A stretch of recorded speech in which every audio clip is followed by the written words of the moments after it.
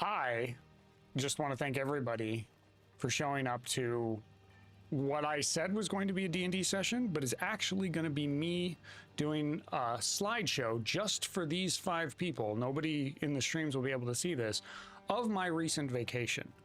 If you guys will direct your attention over to the screen share here, I just want to make sure that everybody gets to see the glory of that's my the cacao vacation. nut. Yeah, the cacao nut. Cacao. Yep. Now nobody in the the various cacao. chats can see this, so use your showing words. us nuts in Discord. Yeah, there's slimy nuts in Discord is what we've got on Slimy, there. don't say that. No, they There's are. I know super a lot slimy. about slimy nuts. They're super slimy and they're kind of tart, weird. which is interesting. Like almost like Yeah, very sweet. like a lychee, you know, without the yeah. So I mean, I don't know. It's good when you really get the goo off of them. There's a lot in there to like, you know, like surprisingly, even before it's turned into chocolate. All right, on to slide number 2. No, I'm not actually going to do this to you guys, but I did have. Damn, that's some nice bush. Here. Those nut, they look like Spam Masubi goes so hard. Spam Masubi, yes. I was gonna say those nuts. It looks like something you'd pull out of the inside of an android from the Alien movie. Oh yeah. That's probably where they got their inspiration from. Let's be honest. It's 100%, 100%. Like they were just out on a cacao farm. Sorry, I just got on vacation. I need to be more pretentious. The cocoa nut is a completely different nut. Listen, Magic, you got to be more I'm a culturally completely sensitive different to their nut. nuts. Yeah. Oh my god. So I was gone for a week, and I didn't talk to anybody hardly at all. What the hell have you guys been doing? How's your week been? How's how's stuff? I heard Peachy was crying like a tiny baby just like half an hour ago. I was not like a baby. I was sobbing literally like an hour ago. I still have like the tight feeling on my cheeks from like dried tears. Expedition 33, if you guys haven't played it, go play it. Actually phenomenal game. I'm obsessed. Game of the decade, game of all time ever. I love it so much. I felt things. I felt emotions. It was so good. Were they the same kind of emotions that you felt when you looked at the slimy nuts on the screen just a second ago, or different? I mean, if you guys have seen, if you know, Verso in his swimsuit, yeah, same feeling. Oh, I see. All right, yeah. Gotta note that down. There's some fan services. Let's just say the game is really packing some heat. Heat? Phenomenal. That is a double heat. Yeah. I'm High five, Shimpo. Yeah. Adding it to the wish list. Yeah, I don't know if you can get better than that kind of endorsement. That sounds amazing. I was really curious about what kind of the fashion options in the game are. So, sold me too. There's so many fashion options. I heard. Okay, so I heard a weird thing. So there's a costume in the game that's like a classic 19th century French striped shirt, red beret. One of the characters actually has like a baguette bag, or is it a baguette on a leash? Baguettes. They can all have baguettes strapped around them. Okay, so they can all have baguettes strapped around them. Now, I saw a weird thing. I know this is like kind of pop culture-y. Was there somebody at a gala event recently that was dressed exactly like a character from Expedition 33, complete with the red beret and baguette bag? Or did I hallucinate that? Maybe you just saw a cosplay? Question mark? I could have been a cosplay. I have no I idea. thought it was a famous person showing Too up many at a gala cacao event. nuts. Too many It might cacao have been a fever nuts. dream. Did get a sunburn, so it's totally possible that I may just be coming off of like massive exposure to sunscreen chemicals. I almost said tentacles. Wow. Ooh. Sun tentacles. Yeah, sunscreen tentacles are. That's the future my character is working towards. Yep. Yeah, you got to invest the feats for that if you want that to be your epic destiny. So, yes. We had fun last week. This is 2 in a row for us, so we're all just remembering how to do it each time. I want to extend a very special thank you to PeachyShortcake for ruining my ambush attempt before the stream, where I was going to ask everybody if they had their characters open live as opposed to letting them open them in prep. So thanks for that, Peachy. Yeah, I made sure that we were all on track. She's and a ready to go real and one. How prepared. dare you? Oh, Holy- he's ready the The fact that I remembered when I'm on 3 hours of sleep post like emotional turmoil is kind of crazy. I'm not Yeah, gonna that's lie, pretty good. so Maybe you're like welcome. maybe Fair, right now you're fair. at like a dopamine peak. We I'm gotta- like I don't know what I'm feeling right now. I'm just kind of I'm chilling. I'm cruising. She's and widowing the Matrix right now. Ugh. I'm literally sky high right now. You are seeing everything right now, Princess. I see everything. I know everything right now, literally. Jesus Christ. Incredible. Literally, Yeah, I am the DM. You Sorry, guys I think just- Magic's the DM, but actually, I'm the DM controlling me out. the DM. I'm Oh, the I'm DM. outta here. Actually, no, Let me out quick. no, this works good. We need to get away. This is great. Peachy, if you're the DM, will you give us a recap of last week?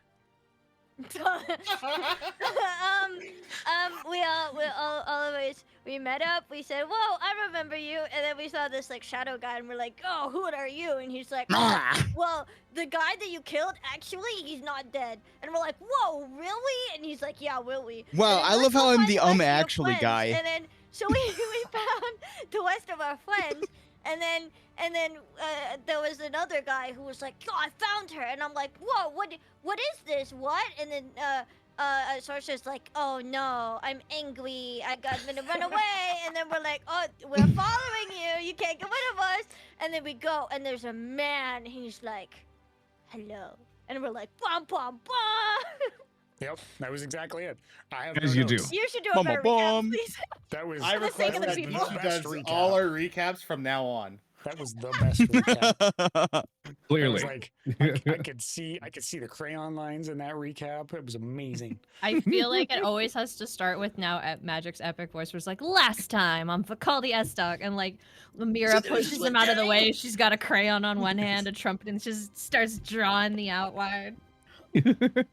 Doing all With the art. guy and with stuff. all Yeah, the, yeah, with the yeah. string attaching to the pictures and me explaining what's going on. Yep, Mhm. yeah, exactly. I Oh my request lord. future-wise Amira runs a D&D game, please and thank you. Oh yeah, Yeah. we'll have a session where your characters play a D&D game. Yep, A session within a session. So meta. Yep. it'd be amazing. Hold on, I gotta The add that. Inception. I have to unironically add that to the idea board so that I don't forget. Spin-off. That's our beach episode. Yep, yeah, that's our beach episode. Our session seception. Session seption. Session. Seception? Seception? Session This- seption. Secession. Secession. Yeah, that's, Secession. wait, no, that's Seception. right. Exactly. No, totally right. What do I feel like? Oh, sorry. Before we start, just as a heads up, I am not able to sustain my stream, so I'm just gonna quickly. You are unable to sustain your stream? Yeah, it's getting really hot during these hours, and it is threatening to crash. So I'm just gonna put them all over there with you. Fair enough. Yeah, Fair sorry, Short, enough. too short. fair enough. Fair enough. Fred even did got need him in to the get a right new channels cooler too. That was filter. nice. Yeah, all 7, 8, 4, 10 of you, you're going over there. Sorry, not sorry. Yeah, no, we're good. Okay, sorry, small technical problem on my side. It's I okay. heard, welcome Raiders. I heard that it was stupid hot up there last week. Like you guys got to like 90 or something like that. Yep, Yeah, Yeah, We're we're still in getting a up heat to warning. like 27 Celsius, so yeah, Yeah. 86, 90, something like It's that. nuts. It I don't have air is- conditioning, so I'm dying. Yeah, it's probably the same for you right now, Peachy. Like it's like 88, 89 in my room right Yep. now. Yeah, no, me too. That's awful. That sounds Warm coffee is not absolutely. helping. Sometimes it pays off to be in the I don't frigid like it. north. Drinking hot coffee in an 80-degree room. Yep, that's. Yeah. I don't know what you're talking about. I'm pretty sure Peach and I are far more north than you. Yeah. They Are you? They actually are. Yes. Yes. Quite a Oh, bit. we're in the true north. Yeah, they're the most north people. Well, fuck yeah, bud. Fucking I A, know. bud. Fucking true north, strong and They free don't have the there, sense to bud. live somewhere good, so they live north. Oh yeah, there. Well, yeah. It just is good to live by the water here. You see, everything's cool where I That's- am. That doesn't sound. Oh, proper don't you like know? Oh, don't Andrew, you would you like know, to grace us with a proper The more, Canadian cat. recap? Oh, you want a good recap? Okay. I mean, Whoa, For whoa. the people. Not that Whoa. good. Whoa! That was great. Okay. Whoa! Honestly, Shift the tone. the only things that I have to add on to that recap were that you had been, the whole lot of you had been sailing across the sea towards your destination of Roxmati and had discovered your quarry, Vakaldi Estoc, there in the town of supplicants that is at the base of the monastery. You chased him up there and brutally murdered him. And then a year had passed. And then everything that Peachy said happened exactly as she said it. Even Sorsha's accent was exactly that way. I'm really angry and True. I'm leaving. Yep, exactly. No, it was pretty much dead on. The only other thing that I want to make sure everybody remembers is that you guys got to bump into some of Amira's new compatriots, performing support, her theater crew. It was an interesting event where you got to when you collected back together, and you also had to shake Saragus out of a drunken stupor a couple of times, which was exciting. And he's got a fancy new outfit that he'll be rocking for the indefinite future. I've sent an updated art commission request, so we'll get that updated for you. Better get my Saragus. magnificent cod piece correct. Yep. Yeah, it'll be nice. Did you know that those cod pieces are often double layered so that you've got the projection and the support you need? It's fantastic, the amount of science that goes into those. Yeah, back then they would stuff their cod pieces, so then they would go into like battle and like they would just like actually just make it look like they had massive wieners. Mm-hmm. and they would just do that for parties too. I mean, it wasn't just battle, like just rocking the cod piece in a party. If he keeps this, does he get a bonus to his intimidation checks? Is it that or charisma? Probably depends on who I'm talking to. Intimidation and charisma? You're like concerned and maybe a little scared, but also he like, Charisma for the women. Scare roused is crazy. That's the right one. You had when Amira had discovered that you were being observed while she was invisible, definitely not avoiding the fight that almost happened. She discovered that you were being observed and that someone ran into the city to deliver a message. And then very soon after you came back to report that message had been delivered, Sorsha stalked back off to her orphanage. Sorsha, I don't know if we had you name the orphanage last episode. We named the performing bar, the Tipsy Goat. Mm-hmm. Yes. Mm-hmm. But we need a name for the orphanage that you all have just arrived at. I wrote this down. Give me 2 seconds. Oh, I have to excellent. go fish it out. All of the names that I picked are terrible, so we have to use yours. It should be like the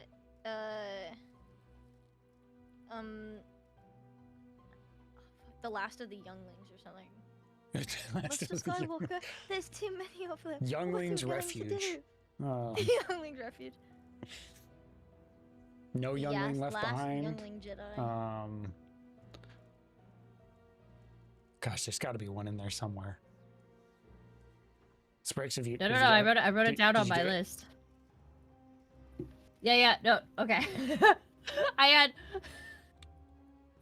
don't know why I find these so funny. I'm sorry. I had 2 written down, and one I think was just okay. So I had a serious one. It was the Bleeding Heart Orphanage was one. Okay, That that's was a little nice. tongue-in-cheek. Yep. And then I had like I think I was a little high when I wrote these down. Fang and fondlings. And Is it Do you mean fondlings? foundlings? 'Cause Foundlings, fang and sorry. fondling is a Foundlings. I heard totally different type fondlings, of and I was like, establishment. Okay, but yeah. okay, but then I also hit with the misplaced minors and miscellaneous miscreants, and I was just on the roll with that one. So I think we have to go with the Bleeding Heart Orphanage because it's a little more serious. Got it. The fang and foundlings it is. Oh, Oh sorry. my god. All right. The stake-free sanctuary. The stake-free sanctuary, yeah. Final offer. There's a sign on the door. It looks like those no smoking signs that are outside of public spaces, but it says a stake-free sanctuary on the outside of the Bleeding Heart Orphanage, where you had ran after Sorsha, as she had kind of power walked through the city to get back to the orphanage as quick as possible. And when you'd thrown open the door, there, sitting in the center of the orphanage, telling a story to all of your kids, young and old, was a man, Sorsha, that you recognize as Aeneas Coldroy. And he greeted you, "Hello, daughter."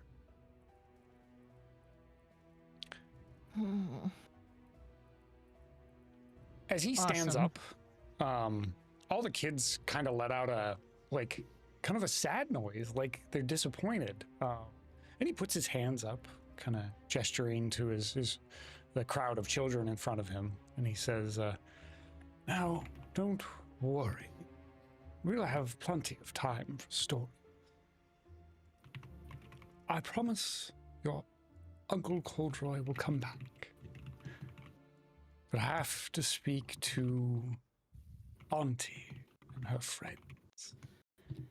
And he gestures at the group of you.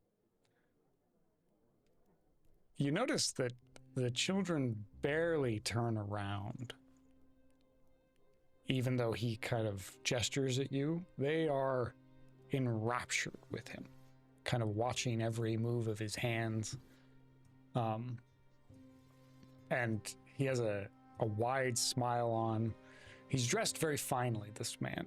A long coat of black crushed velvet set with onyx buttons, underneath a silver vest with just a hint of a cravat blooming out from it. Nothing excessive.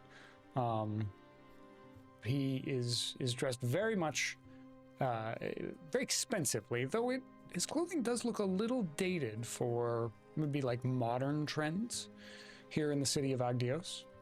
But very, very fine and well kept.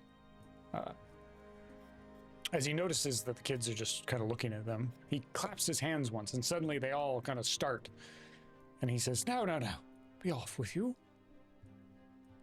We'll see you again soon." And the children kind of wake from their reverie and look around, and the older ones gather up the younger ones. And Sorsha, you see Finn kind of wave his hand at you, but he looks a little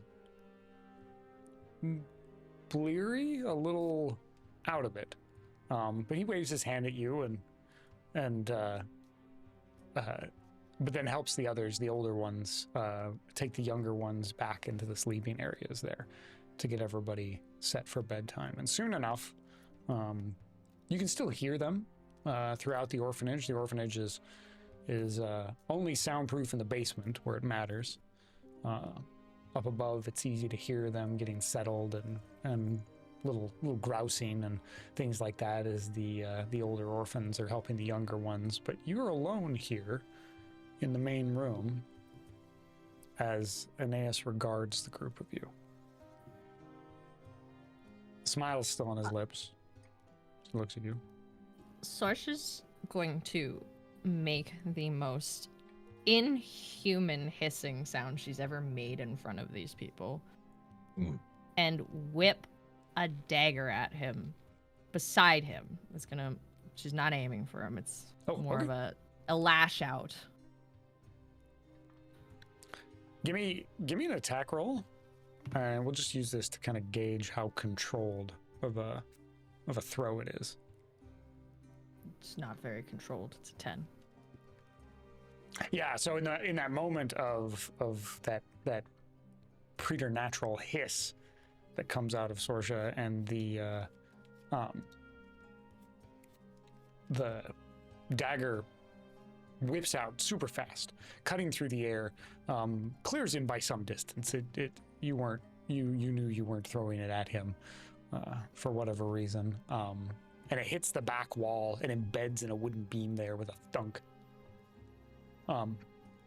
He doesn't move. He doesn't even look at the dagger. You see his smile kind of quirk up on one side a little bit, as he regards the rest of you, and he says, "Aren't you going to introduce me to your friends?" I'm not going to introduce you to anybody. You leave my home and you never come back.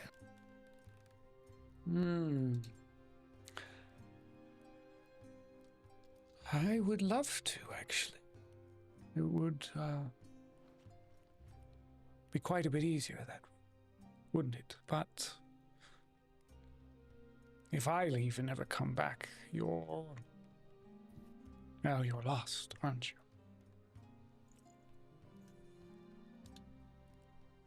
She's just gonna hiss again and start whipping shit at him. Like, I'm talking glasses, vases, whatever. Like, I'm throwing a hissy fit right now as I'm swearing, "Get the fuck out of my orphanage right now!"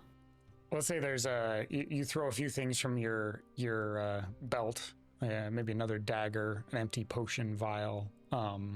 He's stepping over to the side as you're throwing these things, and then you reach down and you grab one of the small stools that the kids put out for story time or meal times here in the main hall. Grab one of those and throw it at him, and that one is a dead aim at him. And as it is about to hit him, he disappears. Then there's almost like he was an image of mist, and he's nowhere to be seen.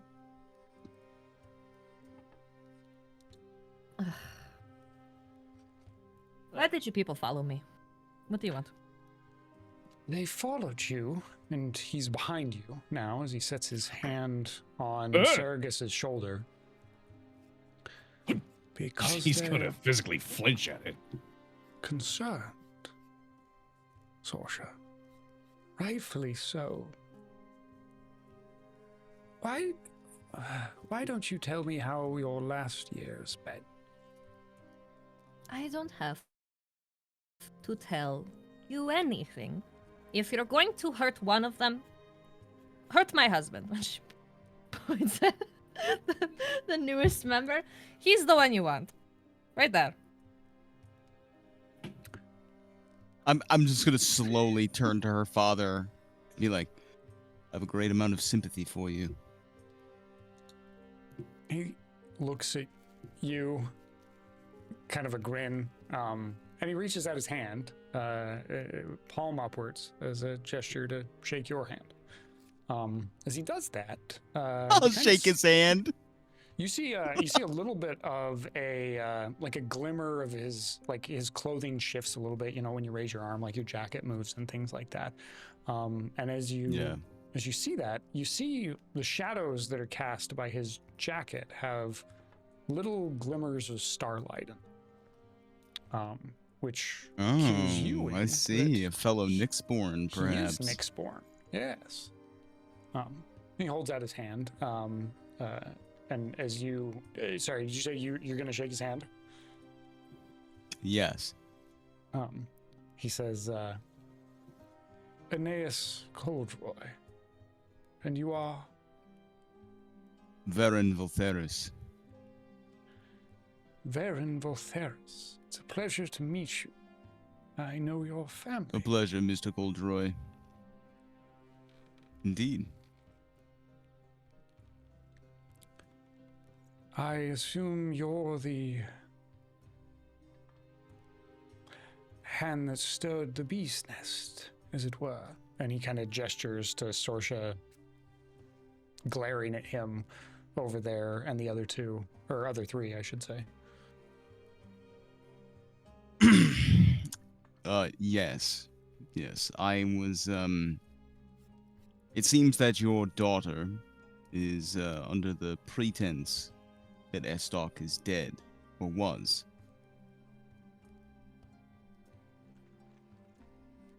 I'm not Everyone under that a believes- pretense. Stop saying that. I killed him. He's dead. Every single one of them have been bedeviled by one of Estoc's spells, perhaps. Not a spell, sadly. Magic would be easy to deal with. This is, well, something entirely worse. Do not listen to him. He is Oh, half the magnificent. reason I'm in this problem. He's literally in bed with him. Was. Do not shake his hand. I was joking. Why are we even entertaining this? Kill him. No. Like cock an eyebrow at Sorsha, like wondering how serious she is. Should we step aside? This seems like a domestic issue. It's not that he's not actually my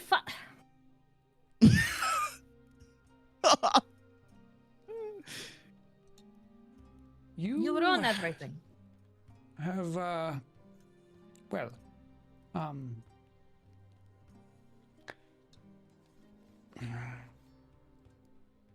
You said it Listen. wasn't magic, then what is it?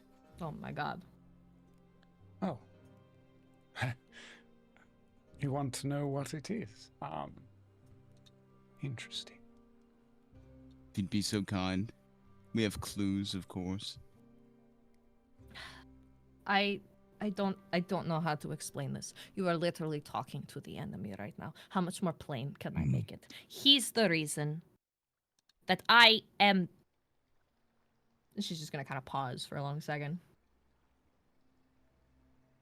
He's part of the problem. He works with Vakaldi. Do not let him trick you.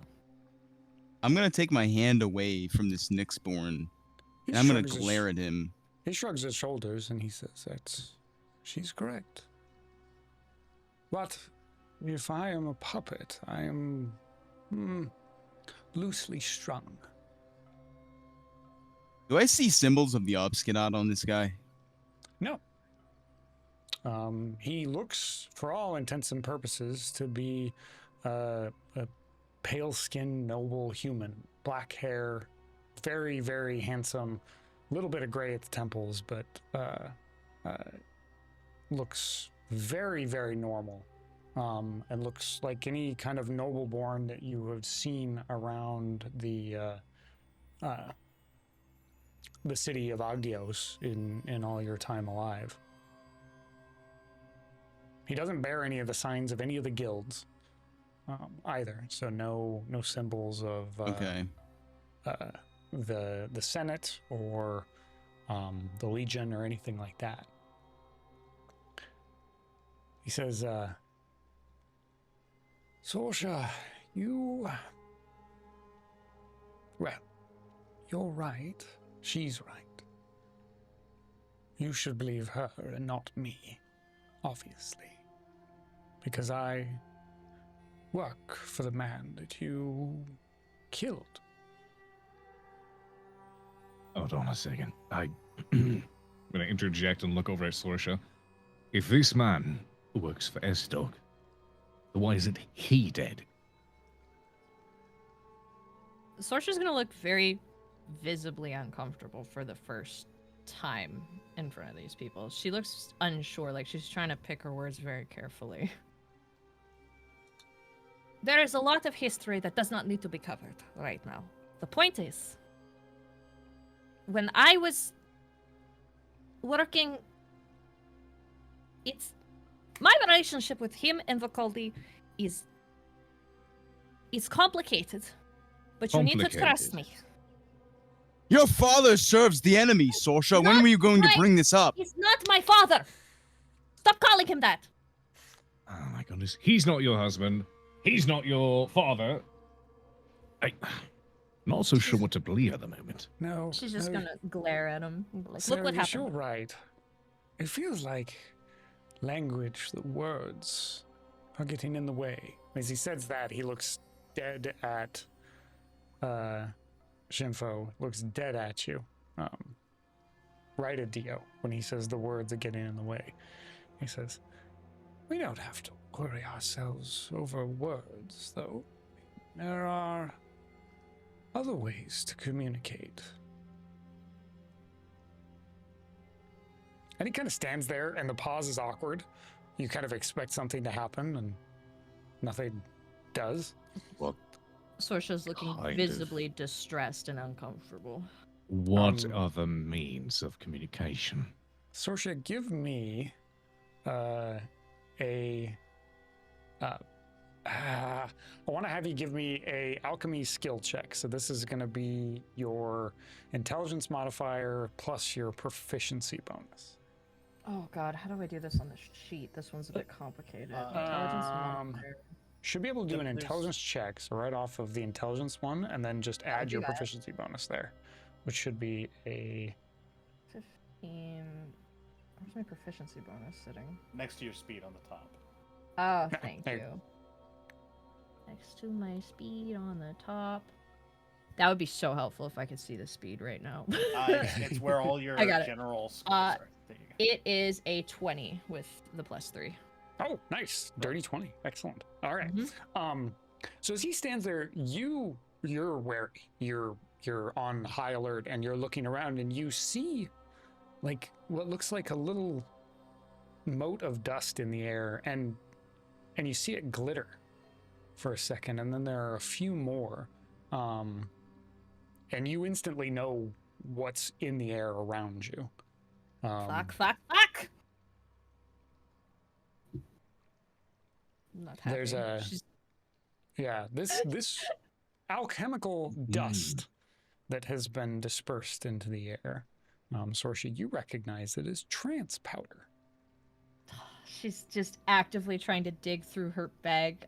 There's not enough masks or anything, but she is panicking, looking for something. You feel his hand touch the back of yours gently. He doesn't close his hand on you, but he just touches the hand that you're digging in the bag with, and he's there right next to you. None of you saw him move, but he closed that space moving between you. Did he teleport? It's hard to say. But he puts his hand on the back of your hand as you're digging in there, and has his hand at the small of your back as well. And he says, not to worry, just a quick trip. They don't know. You're going to fuck everything up. They don't know. They only will know what you show them. And as the rest of you are kind of listening to this interchange, you start to see little sparkles show up in the air, almost like glitter, really, like super fine glitter that's falling down past you. And what's weird is that there's no, like, you would expect you'd be alarmed, like Sorsha is alarmed, but the alarm isn't there. There's no emotional response behind it. You feel strangely calm about all this. And after a moment, you realize you're all sitting. All of you except Sorsha and Aeneas are sitting down on the ground like the children were before, kind of arranged in a little half moon in front of him. And he sits down as well. Sorsha, he's guiding you down to sit. But you're still in possession of your faculties at this point. She's gonna slap at him. Like, this doesn't work on me. This will prove nothing. You're going to ruin everything. Why are you... Stop it. Stop it. Get rid of all this. Get it out of here. This is unnecessary. Sit down.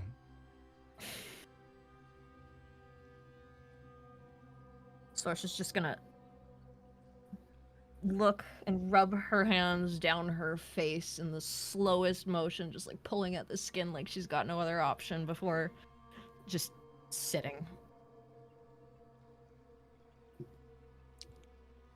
For the rest of you, things have started to take on something of a surreal feeling. This man, this Aeneas Coldroy there in the center, seems to be captivating your attention, like, in an uncomfortable way, but you can't look away. You can't, you start to realize you can't blink. And you're not breathing. And all of these strange lack of sensations start to pile up for a moment, and there's a moment of panic, and you feel like you're falling. You blink, and then the room is different. And you're seated at a very nice dining table. There's a fire in the corner. There's a meal set before you. And the group of you is there. Seated across from you at the dining table is this man, Aeneas. And he stands up, takes his napkin off of his lap, shakes it off to the side, and sets it down.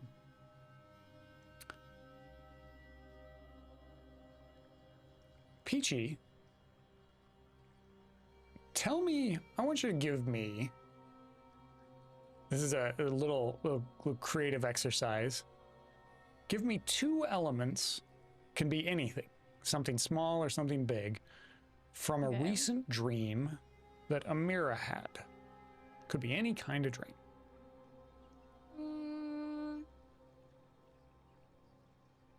I would say 2 things, you said? Mm-hmm. Ooh. I would say she'd have a dream where,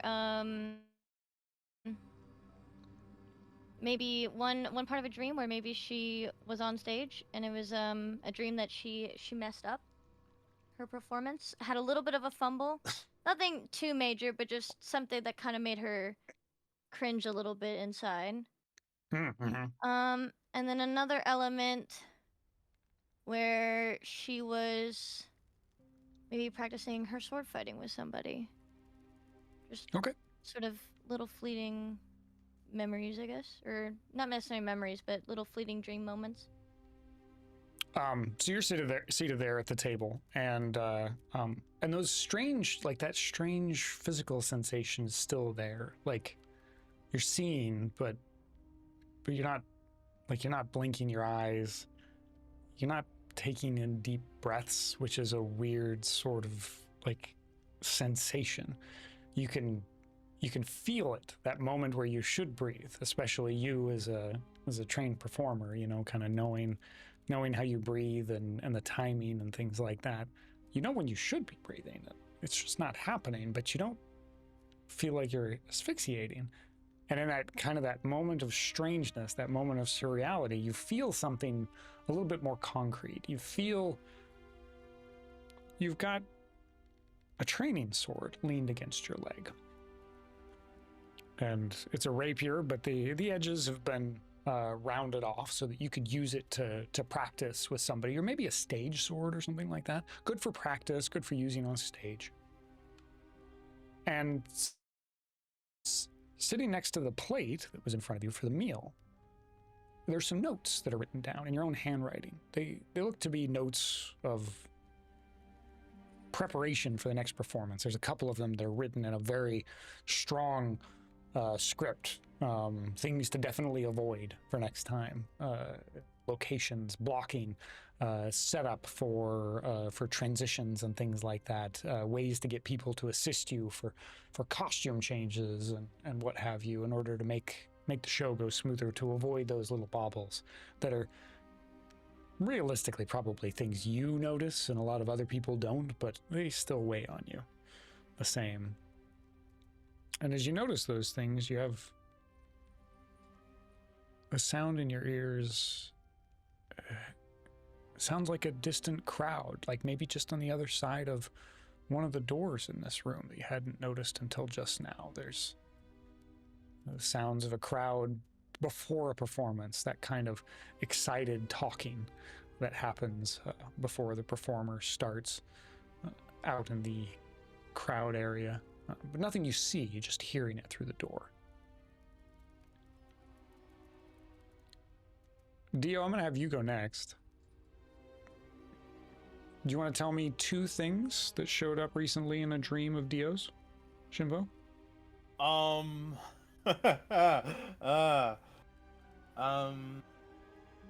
Probably it would be the same things he always sees. He sees blood, unmoving, and just her in the corner of his vision. So you're kind of sitting there, kind of feeling the strangeness of the situation. Your hands drop down to check your equipment and things like that, and when they come back up, you feel that kind of slickness under your fingers that is blood from a body that you just checked over for, see if they were still alive or goods. It's that kind of soaked into the fingertips and the pads of your hands. And as you feel that, you have an immediate feeling of being watched. And you turn with some inevitability to your left, expecting to see something. And then Aeneas clears his throat. None of that. Not have you bring the word in here.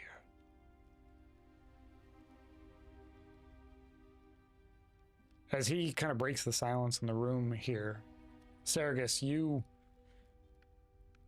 had kind of been checking your exits, being a little tactical here, trying to figure out where you are.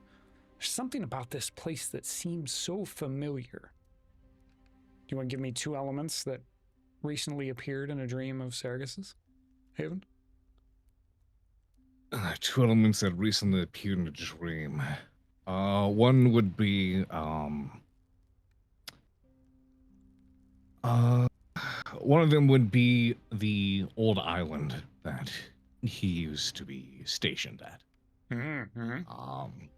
But no matter how hard he would try to look and find anybody there, it just seemed like it wasn't in ruins, but it was just empty, just abandoned. Nobody was there. And the other thing would be... Yeah, that's great. The other dream he has is one where he's back on the ship, actually, when they were sailing, searching for Vakaldi the first time. Okay. So you're trying to take an inventory of the situation. You can hear off to the left through a door. Sounds like there's almost like a crowd out that door. Sounds like an auditorium or something like that. But as you're kind of listening and picking up little clues of your surroundings, you can hear the ocean out one of the high windows of this room. You can't see it from where you're at, but you can hear waves kind of lapping against wood and against stone, rushing in and out over and over. That sound that you have become accustomed to of travel by sea. Even in this room, you can kind of hear it just outside. And near one of those windows, you actually see a map. At the top of the map, there is a label that says Order of Inevitable Glory Missionary Sites. And it's a map with a bunch of pins stuck into it that have locations. And your eye is immediately drawn to a spot on the map where there should be a pin, and there's nothing there. It's up in the north. It's not even graced with a name on this map. But you know it.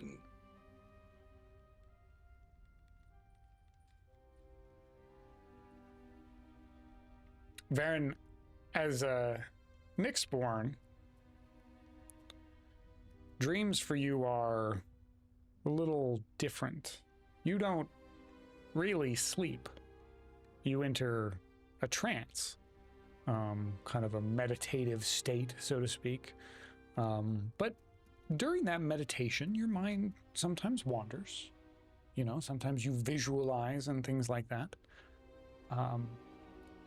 Jez, you want to tell me a couple of things that Varen saw recently while he was entranced and resting?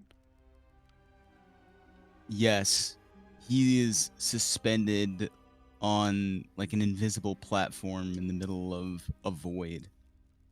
And there's this blazing, gargantuan black sun, like impossibly far in front of him. And there's a droning song that comes from it. And then another dream would be repeatedly, like the scene playing over and over again in his head of his father being murdered by Vakaldi Estoc. Mm-hmm. So as you're looking around this space, kind of coming to grips with this moment, like I said, you don't really have dreams. Your trance and the things you envision in that trance are wholly controlled by you. So this feels alien, utterly alien, like a vision. And as soon as that word vision comes into your head, you feel something overhead, some sort of pressure, a heat, and an emptiness above you. And as you look up, you see the ceiling of this room. It's a normal ceiling. There's some suspended candelabras, but for a moment, it flickers, and beyond it is nothing.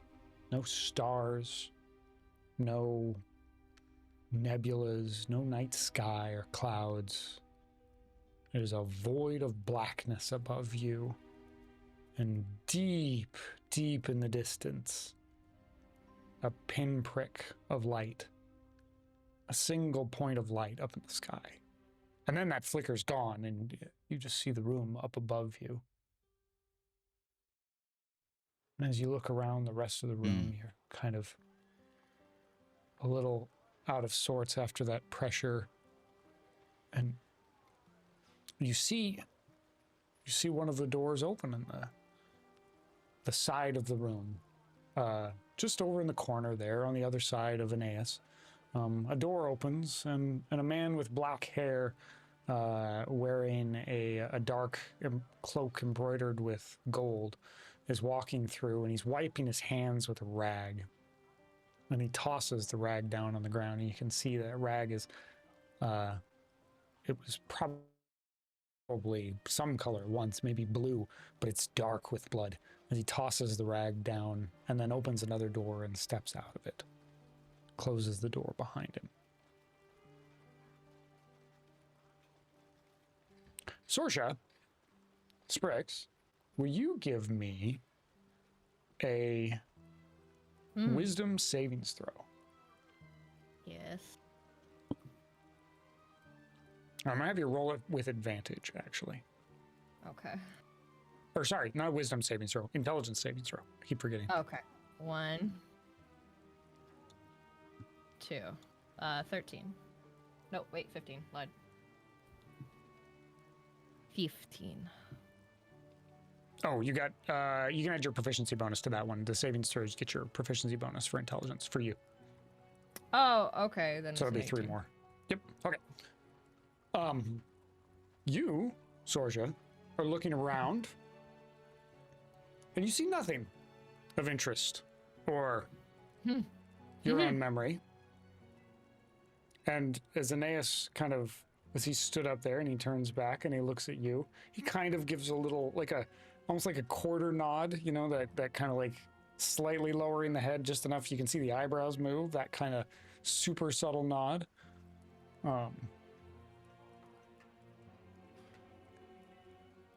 So funny, so great. What are you trying to do? Well, What all this for?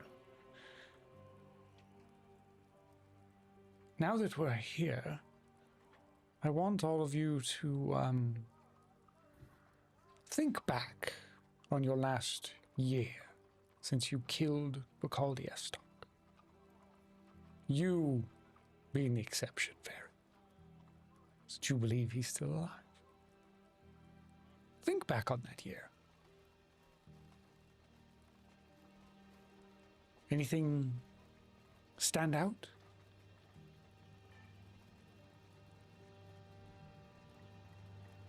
Don't all answer at once. It's ridiculous. Like, you're late to the party. They've already explained that we all ended up like I poisoned him and Amira stabbed him. What? Sorja, in the last year, have you gone to the night market? No, I'm still trying to. Have you been to Tatroy's, the old tattoo parlor on the north side? No, I'm busy with my children. I haven't had time. Where do you get your groceries? I send the kids out. I think. Very industrious, your children. Very helpful.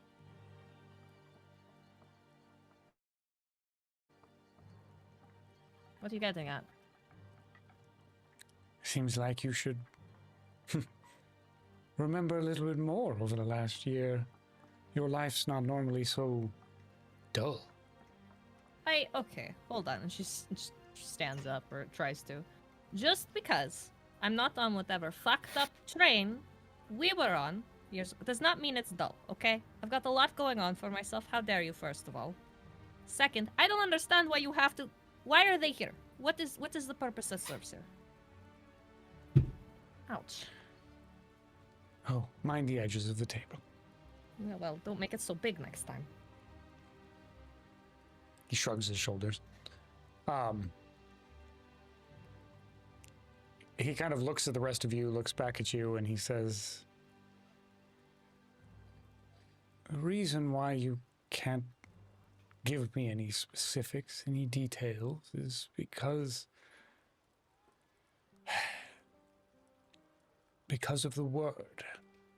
And he looks at you again, Dio, when he says that, like dead in the eyes.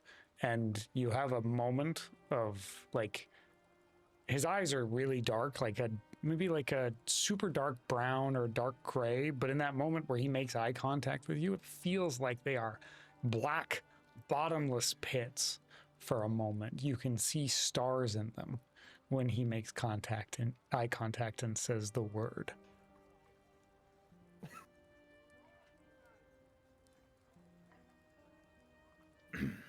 You're saying she did this?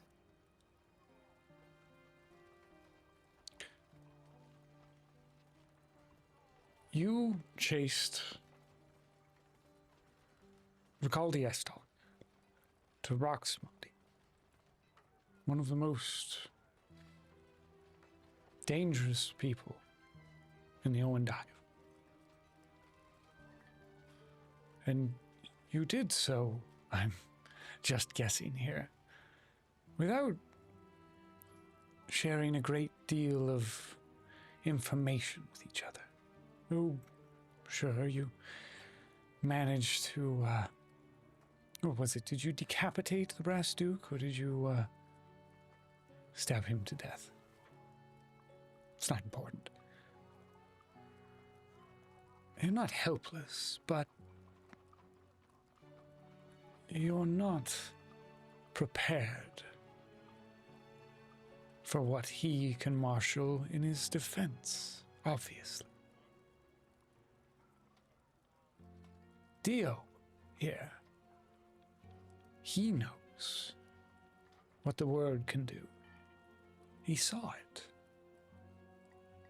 didn't you?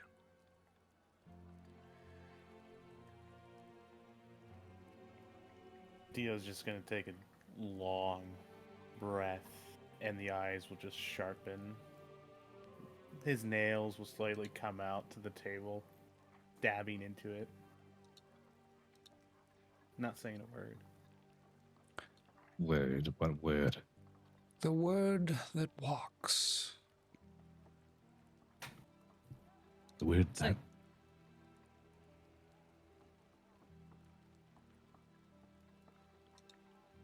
You can What see were you his saying? hair is just standing on end at this point.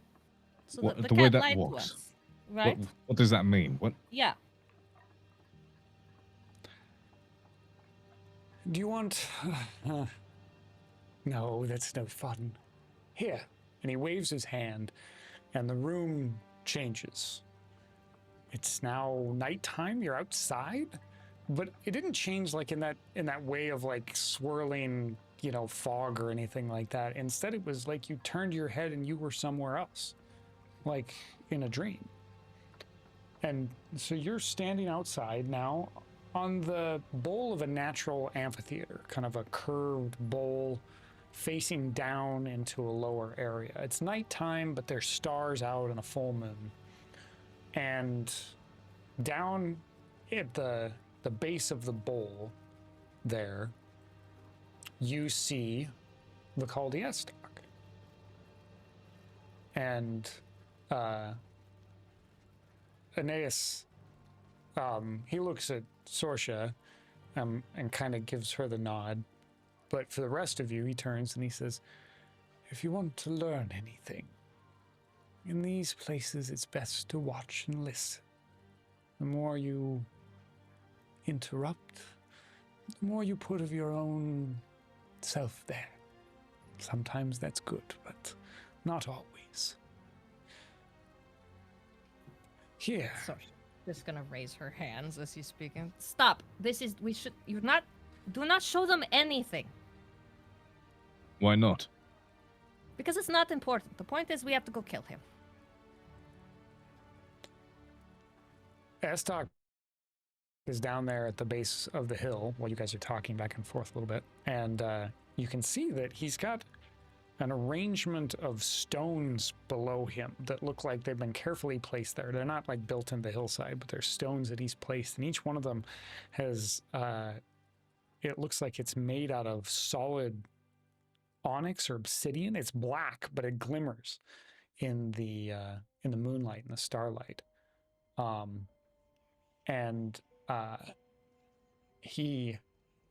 It looks like he's painted on symbols onto them. They look like arcane magic symbols. They look like they're maybe, it's hard to tell for certain, but they look to be normal arcane magic of some sort. For any of you who are familiar with it, if you want, you can give me an Arcana check. I'll give an Arcana check. Okay. I'll try. I'll try. Why not? Yeah, go ahead. That's a 20. That's an 8. I got a 12. So, most of you look at them, you can tell that they're arcane symbols, the kinds of things that wizards use and stuff like that, but their particulars are kind of lost on you. Varen, you recognize these symbols as being the components for opening a door between dimensions. This is a kind of a common... Fuck.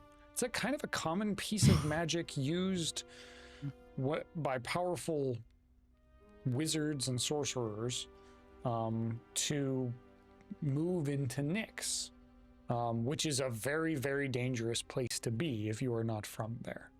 Nyx has its safe areas like any plane of existence, but the dark areas of Nyx, shaped as they are by the darkest thoughts of the mortal people of the world, are very, very dangerous. So portals like this it's not unheard of magic. You recognize it very quickly, but it is dangerous magic. And you see he's placing stones. He's pulling them out of a bag, and he sets one last one, and then he takes a big step back. And a shadow, it's not exactly a shadow. It feels like a shadow pulls itself from the ground to stand in the center of the symbol with him for a second. But it's three-dimensional to be a shadow. You can see spots where it has shape and depth, like darker bits of darkness there. And the instant you see it, all of you have that snap of memory that you had when you'd first talked to Varen, when you were remembering that moment, standing over Estoc's body. You killed him. His blood was pouring out on the stones, but there was someone else in the room. And as you see that figure there manifest in the stone circle that Estoc had made, that was the figure standing in the room. Oh, shit.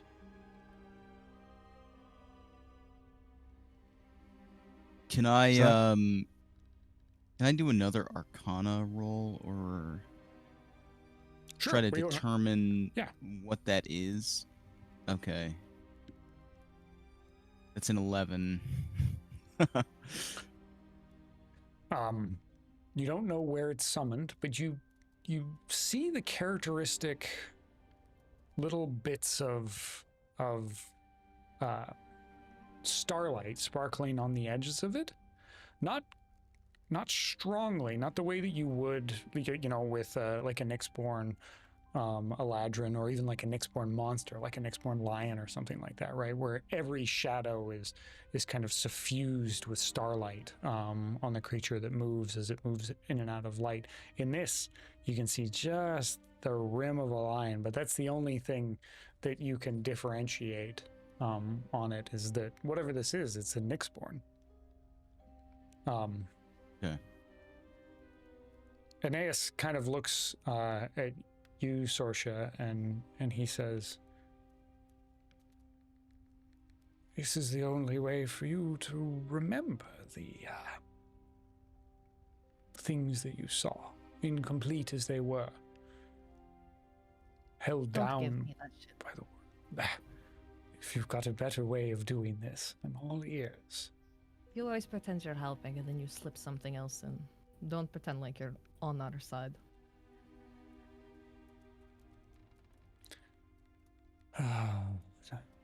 Sorsha, you wound me. This. You're lucky I don't. He laughs at that.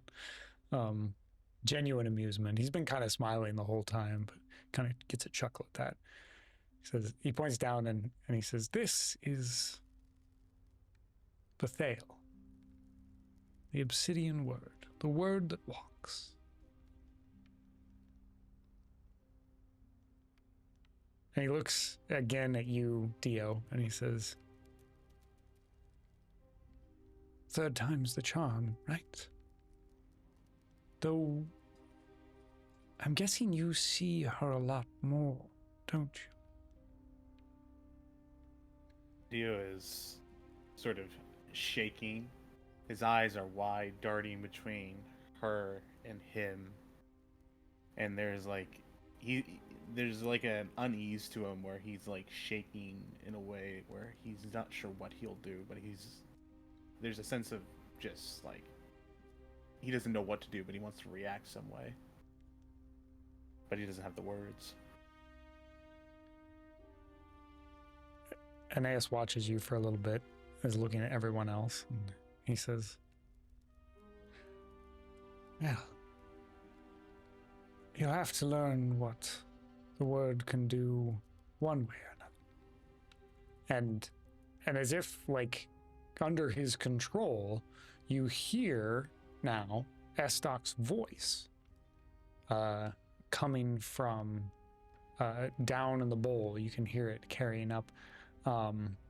And you hear, it sounds like he's reciting the end of a contract, like a piece of a contract or something like that. And the phrase that he uses in the end is, "With this nexus, I thee bind. I will not hear you. You will be my word." And then he hands something to this shadow statue. It looks like almost like a piece of horn or bone, maybe? It's hard to tell. It's spiky. It's got little spines sticking out of it. Maybe even like a like a piece of coral almost. It looks kind of organic, but stone at the same time. And he hands it, sets it in the shadowy black palm of this thing, and as the word closes its fingers, you hear one word, agreed, and it shakes everything around you. You can feel the hill vibrating. You can feel yourselves almost like you're being pulled apart by the strength of that word. And the only thing in your head is that word over and over and over again. Agreed, agreed, agreed, agreed. And then there's a snap of someone's fingers, and they're gone. The bowl is empty. The ritual has been displaced. It's just you standing there. The wind is coming through. It's peaceful. And you don't hear the word anymore. What in the fuck? I glance over at Dio, who appears to be visibly shaken at this point. I'm guessing I can see how you're reacting. Oh yeah, it's clear as day, and he's darting his eyes straight to that man, and you can see where his legs are starting to move down, like he's ready to pounce at him. He's gonna ask Dio directly, what the fuck was that? Well, I think it was quite obvious. Is it? Then how would you explain it? And why is he all frozen up like that? Well, the obsidian statues, you see, they formed a nexus. Each one of them are marked with arcane sigils that connects to Nyx. And I'm sure I don't need to explain that to you. Well, I get that, but why is he like that? I'm sure it offends some sort of religious, backwards ideas of his. This is why you failed so miserably. This is why he's not dead and you wasted a year of your life. Are you done torturing the cat? Honestly. All this tells us is that we fucked up. Are you done pulling memories and making everybody... We don't need to share our past, okay? It has nothing to do with finishing the job. Had you shared your past, and he's not talking to Sorsha, he's looking at Dio when he says this, your friends might have known something of what they were walking into. In response to that, he lunges at him. Dio's losing reason. Yeah, give me an attack roll. And he's going straight claws. 14. Okay. He kind of holds you at distance as you charge in, but you've got multiple attacks. You got your monk flurry of blows. Give me as many as you want. You know what? Yeah. I'm going to use a focus point, and I'm going to go Fury of Blows as well. Okay.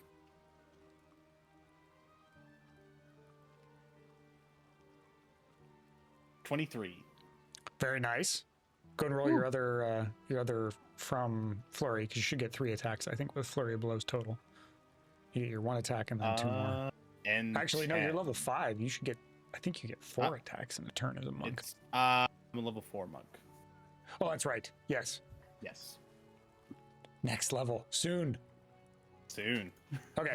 So you make contact with your claws. The first swipe, he kind of takes a big step back, but you can keep on top of him. You're moving as fast as you can, and the second one hits him hard in between the ribs, and you feel your claws sink in, and you feel blood pour over your fingers, and he kind of gives you this like perplexed look, that look of somebody who didn't expect to be hit, and he kind of staggers backwards, holding his side. He pulls his hand back, and there's blood all over his hand, and he looks at you, and he kind of holds his hand out, his other hand kind of defensively for a moment. And then he shakes his hands off, and the blood just flakes away. There's no wound on his side. Dio, don't you understand that he's trying to help us? No, he's not trying to help us. This is manipulation. He's giving us information. You don't know shit, mister. I just showed up at the door, okay? You don't know him like But I I- do. If But I you knew want to him know so well, why how's you're about giving you us tell this us about him? information. How about you just trust me at this point? How's about you give me a reason to? I don't need to give you shit. And she's gonna look at Theo. Don't fucking do that again. You're lucky you're still alive. Aeneas, if you wanted to give us this information, why? As I said before, if I am a puppet, I am loosely strung. I have had dealings with Estoc in the past. We have seen eye to eye on a great many things. And when he says that, he looks at Sorsha. But She just hisses. You're a bedfellow to tyranny. You cannot be trusted. How are we supposed to take this information in good faith, knowing that you're an ally of the devil himself? you shouldn't take it in good faith. You should question everything you see here and everything I say. Sorsha's right. You shouldn't trust me. You shouldn't trust anyone.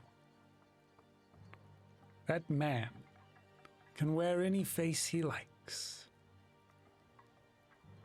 He can have anyone in the world killed. And with his word, no one would even notice. That's what I've been trying to tell you, Varen. He could be here because you tipped us off. He could be here as a side event to try and throw us off.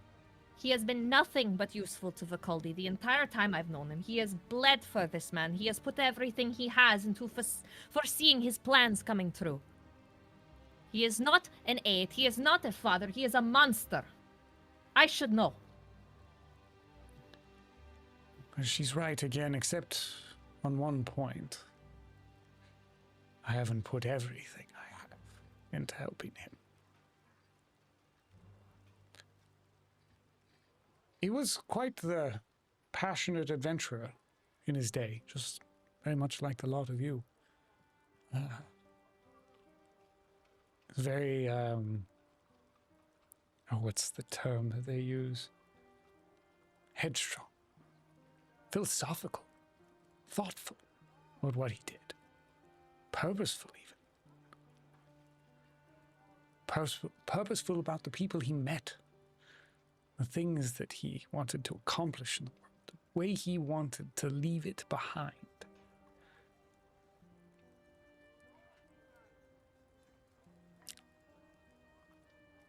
All that's changed in him since those days, none of that has.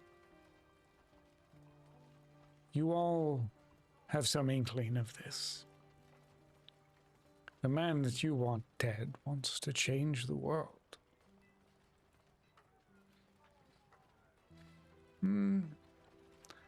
I'm not entirely certain that I trust his vision for it anymore. So that's why I'm here. Bullshit. Well, Sorsha, can you think of a different reason that I would be here? Besides tormenting you. I could do that without your friends. She's gonna glare at him. I don't buy it. There's no reason for you to just suddenly turn with all of the world of grandeur both of you spoke about repeatedly. I don't believe it. Let them go. And they're not my friends. If they're my friends, they'd fucking trust me and Well, not you keep married that repeatedly one over after. there, didn't you? Okay, no, I didn't actually marry. No. I don't even know him. Scraps.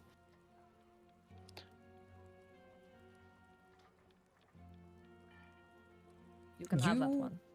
Yes, well. Vern's gonna throw his arms up like, what the fuck? Could Dia just do an insight check into him? Sure. To have some type of some way of inclining on this. Can I also insight check him? Yeah, absolutely. 8. All Yeah, right, anybody all would like right. I'm to- insight checking too. Yeah, anybody wants to rock an insight check? This is all you, Shimfo. Does Oh, it really is worth fighting. Does a Oh, let's 27 go. do anything? So I'm gonna go. I'll go up the ranks from lowest to highest. So Varen, you got an 11. He's hard to read because he's been so kind of level in his emotional responses to everything. Like he doesn't uptone or anything. You don't like you're not getting anything from him on that perspective. Dio, you got a sense that there's part of this that he's deeply enjoying because there was a theatricalness to his reaction to your attack that was unnecessary. He 100% did not have to pretend to be wounded after you hit him. You're pretty sure after you saw the wound disappear and the blood like flake off in a breeze like dust that he could have just made you miss him. So that's something that's a little uncomfortable. He's enjoying this. Amira, you with a 27, which is a fantastic roll. You pick up a couple little nuances. You pick up everything that I said before, but there was something in his eyes that changed when he said that he doesn't entirely trust his vision for the changed world that he was describing. And when Sorsha had kind of snipped at him about pooling all of his resources and supporting Estoc with everything he had, it looks like he took that a little bit personally, almost like Sorsha saying that made him feel something. So there's something of a genuineness to him just around those two areas. Everything else, you're pretty sure he could be lying. It's really hard to tell. Your guess on him is that if he wanted to lie, it would be so very difficult to tell if he was or not.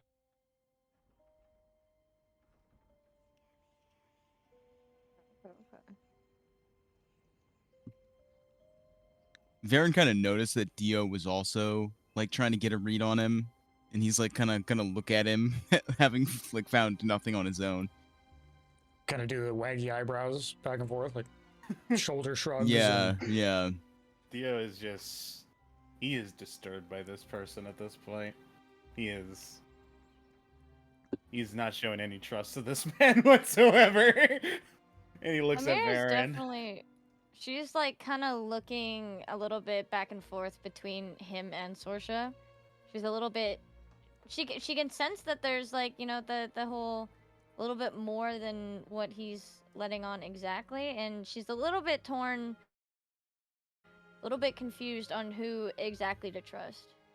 But Do I like pick up on her doing this? Do I see her like looking between us like that? Yeah, I think so. Sorry, go ahead, Peachy. Yeah. She's more like observing and like trying to put some pieces together while she's looking between them after sort of noticing the glint in his eyes and how they're sort of reacting off of each other. She's trying to sort of just piece things together. Sprix, why don't you give me an insight check here, and we'll see how much you're picking up, or perception. Actually, perception would be fine to kind of see what Amira was leaning into. Well, I'm just mad with a 6. So you can tell everybody's kind of giving him the hard eye, right? Like everybody's trying to figure him out, and you're mad about that because you know that that's part of his bullshit. Like part of the thing that he does sometimes is present the mystery, the fortune cookie kind of thing that is there to be unwrapped was part of the show. She's gonna kind of wave her hands, but like, enough! This is ridiculous. You showed us what you want to show. Cut the crap. Let them go. Do you want to leave? He looks at the rest of you. don't leave on your terms. And I'm gonna cast Counterspell. Okay. So you feel that connection to your source of magic for a moment, and for Counterspell, I imagine it almost feels like a drawing kind of feeling. Instead of power moving through you, it's like power being pulled out of the world towards the source, almost like you're feeding it in some way. And so you cast Counterspell there, attempting to put a hold on the magic in this spot. And as you cast it, his eyes, like, he looks at you, his facial expression doesn't change. Like, he's still smiling, and he says, would you like to fight? Would that make you feel better about leaving on your own terms? You can make it a struggle. Holy shit! I'm just gonna glare at him, and I'm going to say, how old are you?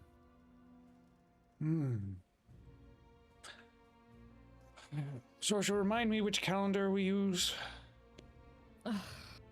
It was a rhetorical question. I understand why I you don't know. dislike him Last now, time- Sorsha. One of you even shut up. Wait, no. Fuck you. I'm not answering that. I do hate you. What the fuck? Look, stop whatever you're doing. He's a fucking asshole, but he can kill you in place. I'm not going to joke about that. I'm not enthralled by the idea of attempting to test that, but I have this question for you, Sorsha. Sure, we've seen this. He's shown us this, but you seem to... how do you feel about it? Do you distrust what he's shown us here? Do I think that he showed us that the cat kept something from us and that is lie? No, I think Cat definitely kept something from us. But that was Cat's choice. I think he's doing it purposely to fuck with us. To make us distrust each other. Because Varen here showed up. And we're close to figuring it out. As I said, we don't need to dig up the past. He laughs at that. Close to figuring it out. Sorry, I didn't mean to interrupt. God, you are insufferable. Okay. So, you want us to trust you that he's untrustworthy, but at the same time, to trust that he's saying this is going on, and Catman over here is holding something from us. I'm a bit jobbled up between what I'm supposed to cling on here and what I'm supposed to take away from all this. Can we get out of this thing now? Sure, fine. I'm not going to fight the man on it. I'm here for the ride, I suppose. But what does this mean for us, is what I want to ask. Oh. Sorsha, I think you should have married that one instead of that one. I cannot express We're not married. at the bottom of my heart. Fuck you. Saragus is asking the right questions. What next? Right? What's the plan, as it were? Having spent a year doing other things, but knowing that, well, the object of your vengeance is out there. Now what? Resume the hunt? He looks at Saragus. Naturally, maybe the reason none of this seemed to have worked out for me, or at least, well, maybe anyone here for that matter, is because it never even fucking happened. And so then you resume the hunt and you find him on another island, in a city somewhere, with his word. And he looks at Dio again at that. He's also gonna look at Dio at that one. Dio is just sat to the ground and is just trying to process everything. He's literally almost shutting down at this point. He doesn't know he doesn't know how to react to everything. Leave the cat alone. This is what he does. Not going You- to grill him on the matter for now, but if Oh, there's a piece here that we're missing in order to accomplish what it is that we've pretty much dedicated our lives at this point to accomplish, and he has a significant piece of that, He doesn't have to Then- say anything, Sorsha. We could step inside. Fucking hell. No. No, we will not. We do not. We don't. I don't not. Oh, you haven't? No. Oh, No. goodness. Well, I. No, I. I didn't realize. Shut up. haven't what? Shut up. She's gonna point at Saragus. You want No. us to trust you this much, right? But yet it seems you're the one who wants to hide information. You are getting so much joy out of this, aren't you? You guys are Fucking help me, both Mike. speaking in riddles. We can't understand what we're supposed to do if we don't know Pretty what you much. guys are even You're talking all about. I'm not- fucking dancing Little- around. I need a fucking drink. I'm sorry. Can we take Li- this down so I can get an ale? Little dude, I am not talking There's to an ale in riddles. your hand, Sargus.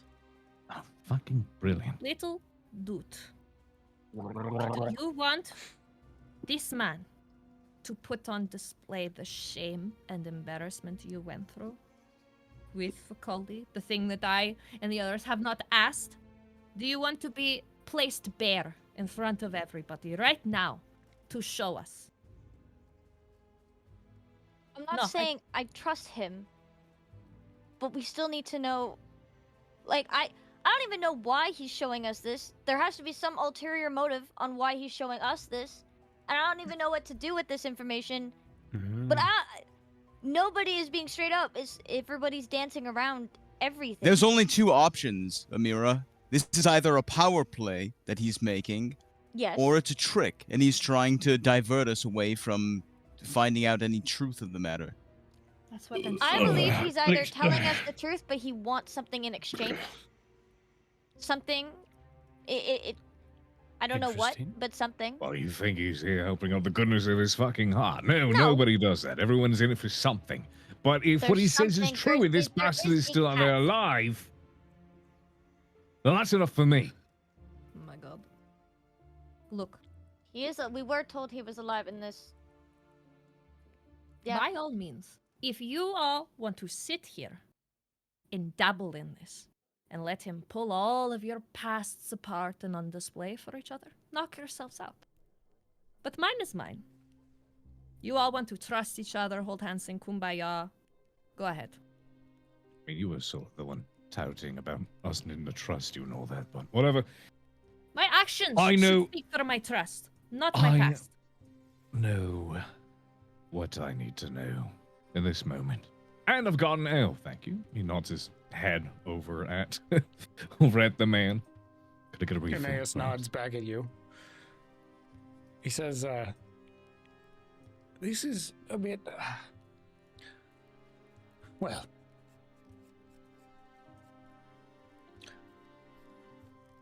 I see why he picked all of you, why it mattered.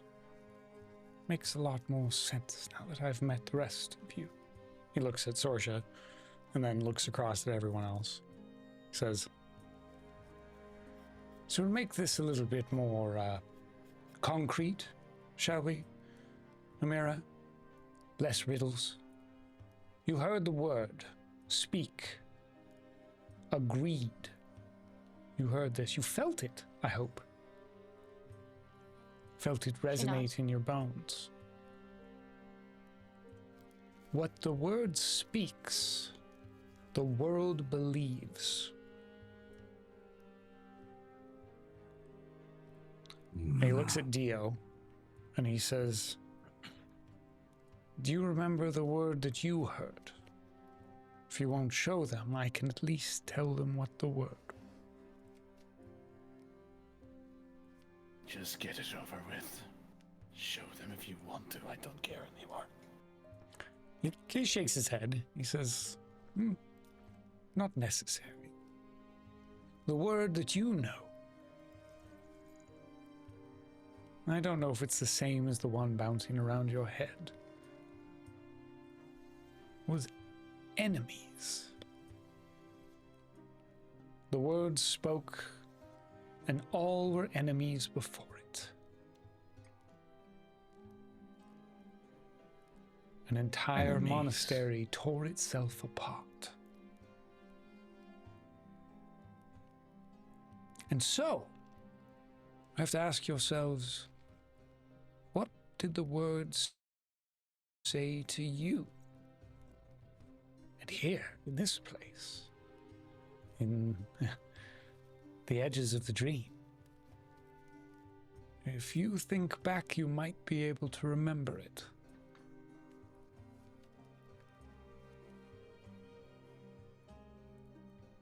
All right then. Dio will try to do so. At his word, you guys kind of think about that moment. He's dead on the ground, his blood pooling out in front of him. But as you think about that moment here, you realize that that moment has a strange quality to it. Here, it feels like it's just a piece of the dream.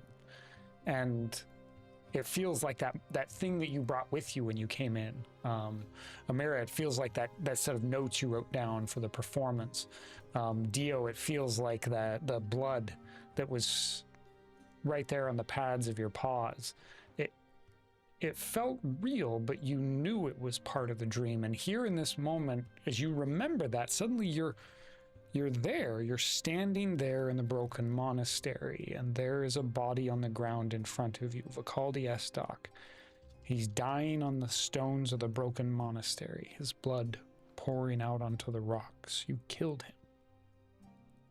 But that thing you're seeing, that moment that you're experiencing together, standing around the body, it has that same feeling of dream to it. And as your brain recognizes that, it doesn't fade, it doesn't become less real, but you almost feel like you're able to push it around a little bit. You're able to mold it. And so in those moments, Amira, when you first had the memory, you remembered stabbing him once again on the ground and blood welling up around your rapier, but you can see for a moment his lips are tinged blue, the way that Sorsha described it, poisoned. And then you see for a moment the way Sergus described him, his ribs crushed in from a boot. You see the way that Dio described him, claw wounds all over his chest, body moved around, having been pawed through for valuables or artifacts. For a moment, that image shifts back and forth, and then it's almost like it plays backwards. You can see those moments happen, all of those different activities coming together at once to kill this man, but that's not possible.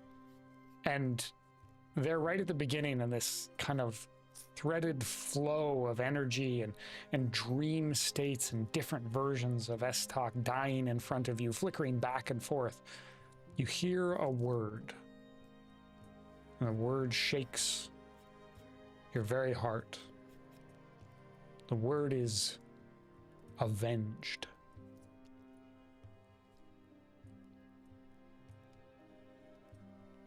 And then the scene before you's gone. You're back on the hillside, the starry hill that you were on before. Aeneas is there. He's kind of observing all of you. He's looking particularly at Sorsha.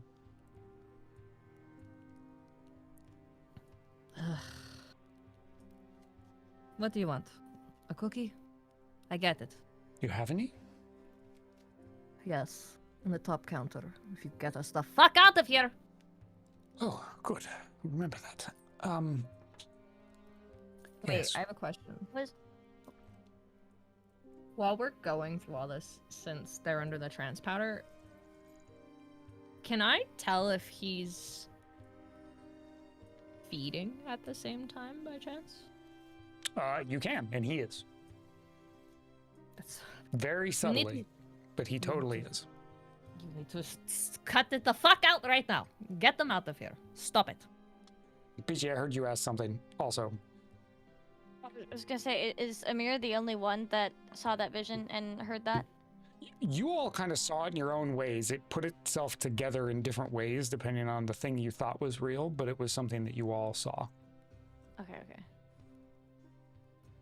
She kind of just glances between all of them to sort of be like, hey, did you guys see that too and hear that as well?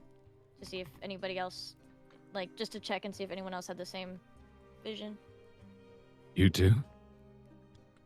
Yes, I heard it. That's... Yes. Fuck you that's-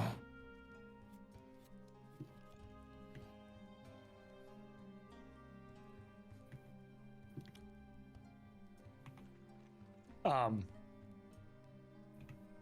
Sorsha, when you kind of are watching him, observing for signs of feeding and things like that, you're trying to be subtle about it, and suddenly he like snaps his eyes towards you, and his eyes are those excuse me, solid black pits for a moment, and you feel that pull for a second, not like actual feeding, but you feel the gaze kind of move across you there as he snaps his eyes to you, and it looks like he recognizes that you spotted him doing it. And he holds his hands up, and you see his eyes turn back to normal. That's what I thought. You are getting something from this, you piece of shit. Of course. As all of you said, it would be ridiculous for me to come here and get nothing out of it. I'm getting several things. Great deal of amusement. Are you done with your show? I think so. But, and he looks at you, and Amira, you're keyed into the two of them, and so you are kind of picking up a little bit of these moments between them where they're communicating not with words, but with like eye looks and kind of body posture and things like that.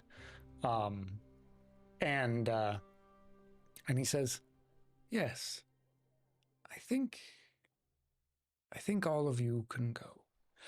Just one moment, though."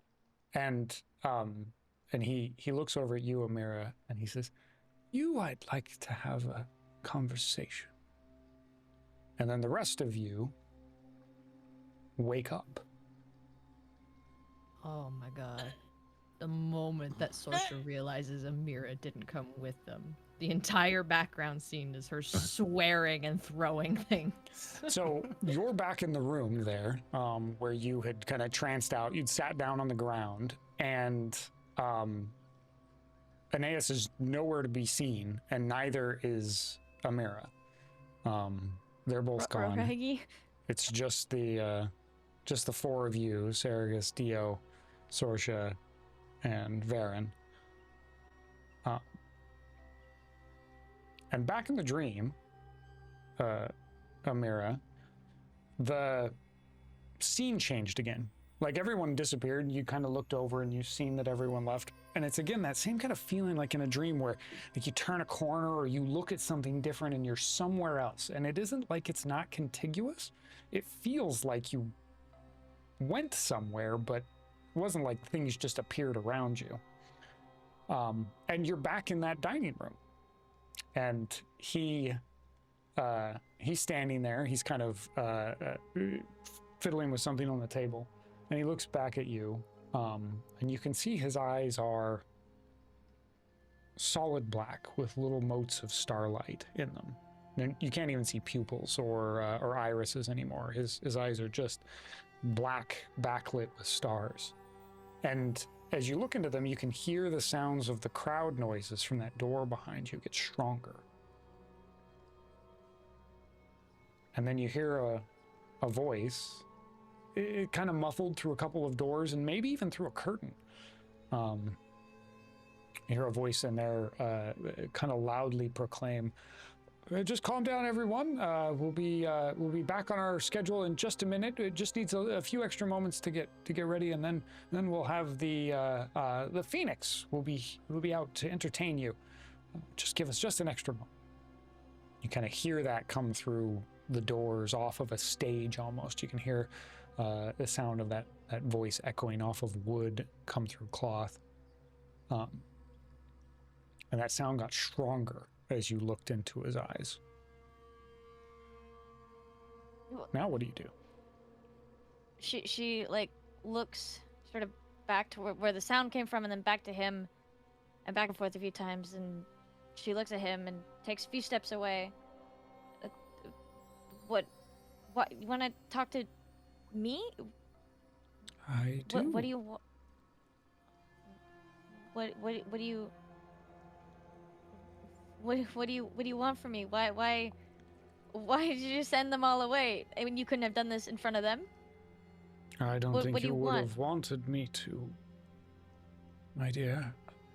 I think you'd probably much prefer that this stay between the two of us. That what stays between the two of us? You were something of a late project of his. Project. Project. What do you mean project? Knowing what I know about what he did to you, I would imagine it looks like spite. It looked like someone who was spurned, who decided that he would spend his time and effort ruining your life because you refused to accept his offer, his power.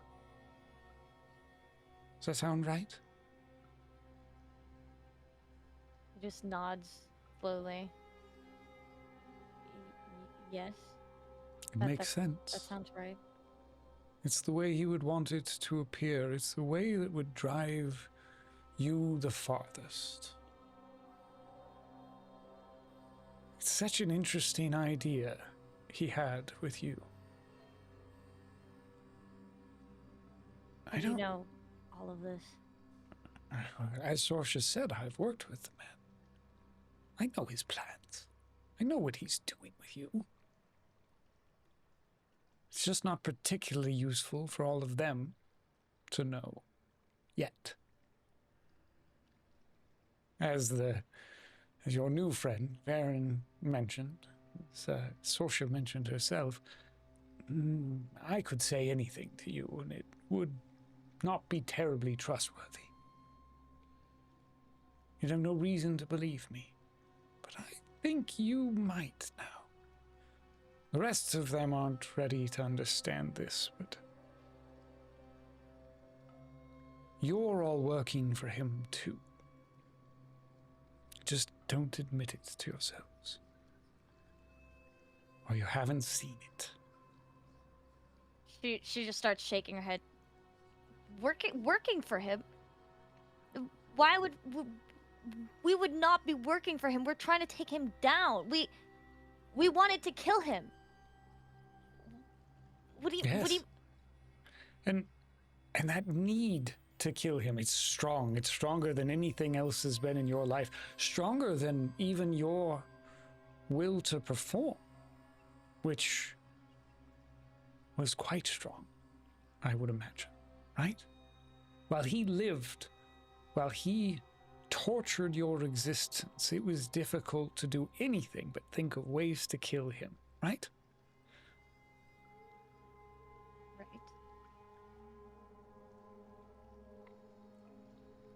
What does that do to a person? To set one dream aside and pick up another. Are you saying that he wants us to try to kill him? I don't think he wants to die, if that's what you're asking, but... Not that he wants to die, but he wants us... Yes. ...to seek him.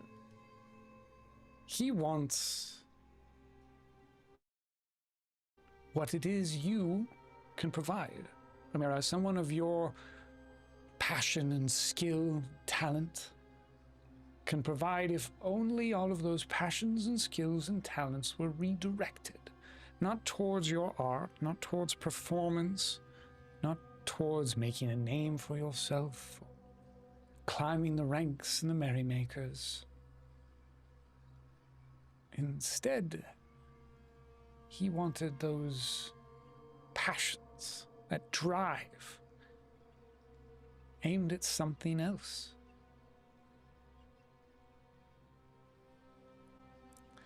I won't bore you with the philosophy. It's complicated, but why are you telling only me this? Because I think you're in a position to, well, to believe me, maybe.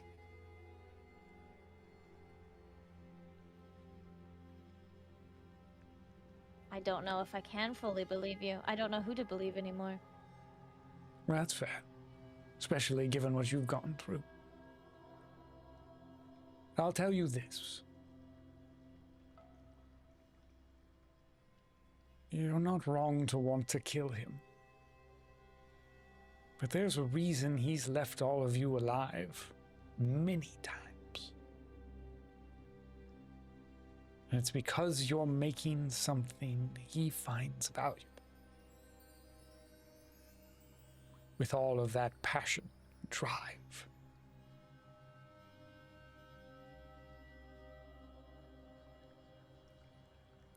Can she, like, I do, like, an insight check or something to try to see if I can try to figure out what he's hinting at? Yeah, absolutely. The insight check? Yeah, insight check will be perfect. Sick. 27? Holy crap! I have a +9. Jeez! Alright. As you're speaking with him and kind of like picking out little bits and pieces there, kind of what's performance and what he's kind of like egging you on and enjoying your reactions and what seems to be legitimate. And he's folding all of it together. It's so hard to follow. But when he said making something, you saw his eyes flick down to the center of that bowl again. The spot where he handed that weird bit of bone or coral or that little spiny stone to the word that walks, to Bethal. And you saw him and his eyes flicked down there, like absolutely right to that spot where that offering was made before they came back to yours. She's gonna try to just keep a straight face because she still doesn't fully trust him. So she's gonna try not to let him, I guess, let on that she's trying to, like, that she's noticing these things. Mm-hmm. Okay, give me a deception check. Okay. See how well your straight face holds up. Well, +8, so 26. Holy hell! So far, jeez. Hold on, I'm just gonna go through the list here. I believe so far this game, Peachy has only rolled 18s on the die. That's it. Insane. DM, I'm calling loaded dice, DM. Yep, loaded digital dice. Peachy is Loaded hacking dice. machine. Hacking. She's got an aimbot. I've improved since our session 0 season 1. Yep, yeah, this is good. Yeah, you so you with like you even kind of mask it a little bit with a discomfort. You know, you let that feeling of discomfort come back up and kind of take over your expressions a little bit. You know, that feeling of being on your back foot that you had before, and so you're pretty certain you've done a spectacular job kind of masking that. And he says, well, unfortunately, it's a bit of a puzzle you'll have to figure out some other time. If I keep you much longer, well, I'll have a little bit of trouble. So I'm going to send you back with the others now. But I'll speak with all of you again soon. He just gives a quiet nod. She wants to get out of there. You nod at him, and he's looking at you, and you're still there, and there's this, like, just awkward, you know, like, isn't he supposed to walk away? Isn't the room supposed to disappear? Like, what's happening here? And you kind of, like, you look around, like, is there someone else here that can help get me out of this awkward situation? And as you look around, like, as soon as your head moves, you're back in, no, you're not in the room you were in before. You're in a stone back room. It smells a bit like chemicals. There's a chair. Oh, this is not a great room. As you're kind of picking up your surroundings, there's a chair with manacles on it. There's a bunch of strange chemical smells here. There's a drain in the floor. It's never good to be in a room with a drain in the floor and a chair. Like, you're absolutely, like, alarm bells are going off. But then you hear what sounds like Sorsha's voice through the door. It sounds like she's just swearing. Like over and over and over again. But it's really muffled. The door that's in front of you is thick. She's gonna run up to the door and start, like, I don't know if it's locked or unlocked, but she's gonna try to open the door. Grab the handle, pull the door open, it's unlocked.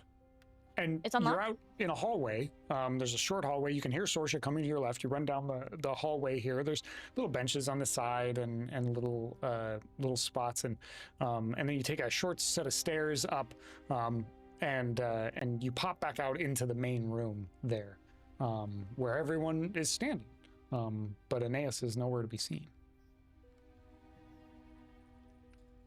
She's like kind of running full sprint towards them. And she stops when she gets there, and she kind of doubles over and puts her hands on her knees a little bit, just sort of overwhelmed a little bit with just sort of everything that went on. Just all this sort of stress and adrenaline is just all up everywhere. And she's gonna, like, look at all of them and make sure everyone's there and accounted for, I guess. Sorsha's going to just bolt over to her, and she's gonna, like, take her hand in her face, and she's gonna look her over, and she's like, oh my god, little dude, what happened? Are you okay? She's, like, actively checking her. Amara, will you make a Constitution savings throw for me? Okay.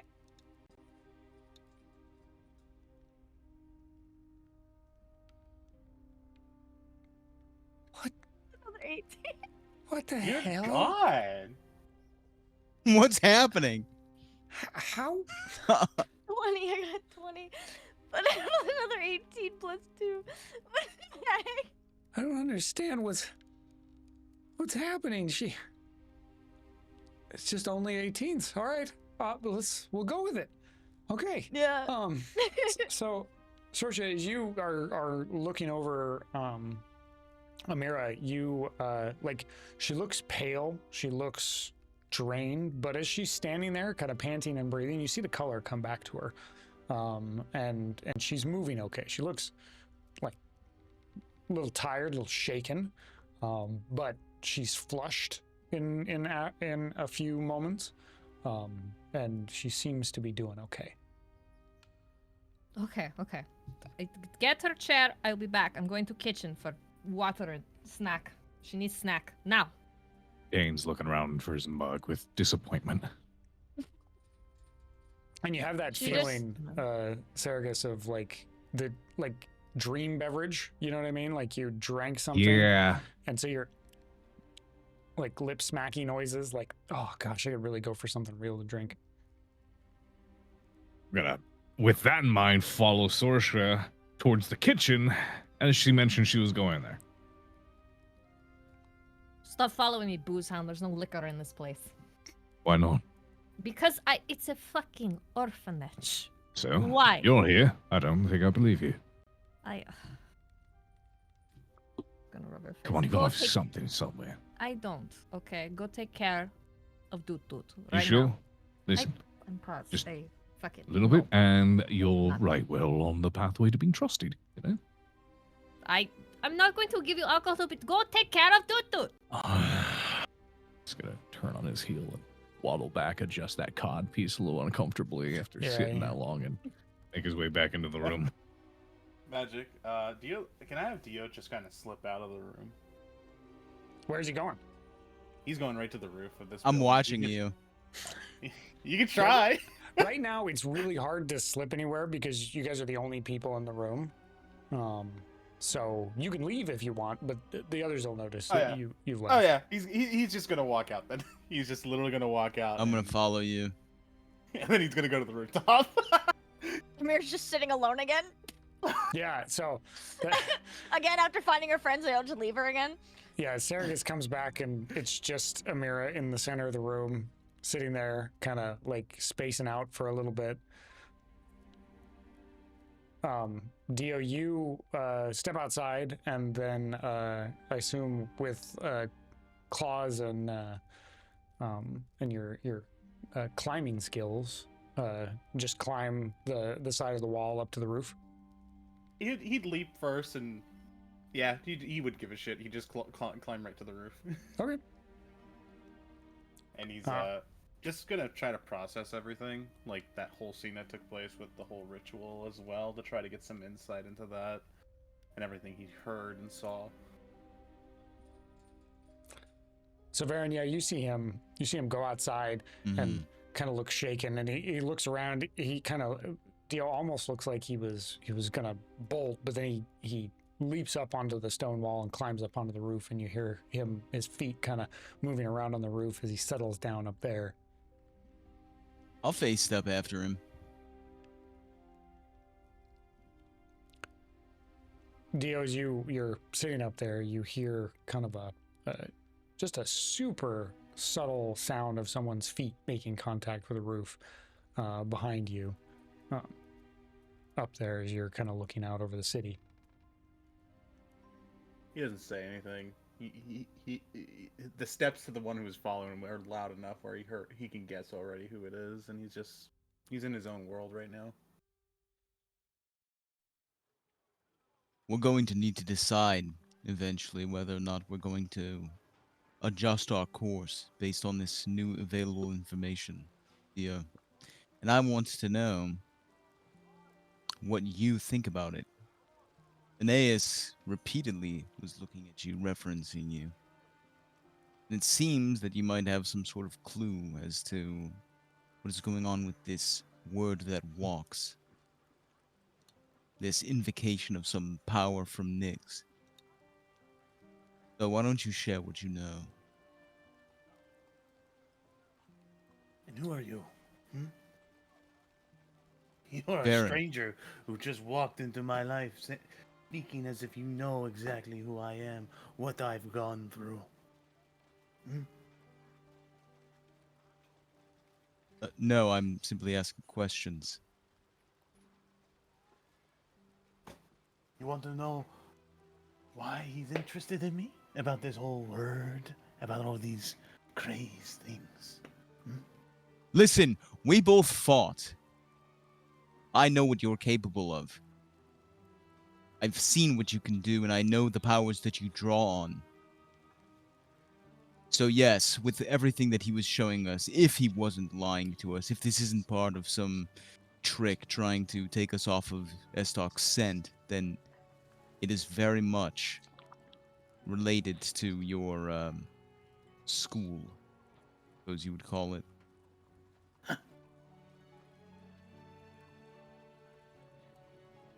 Fine. When they came, they took something of ours. Something that we hold dear to our monastery, the school.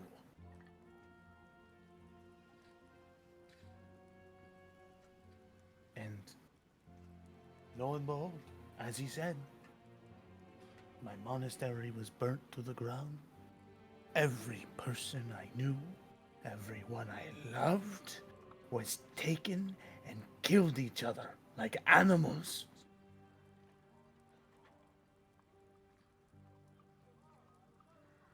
And now I'm playing. Do you have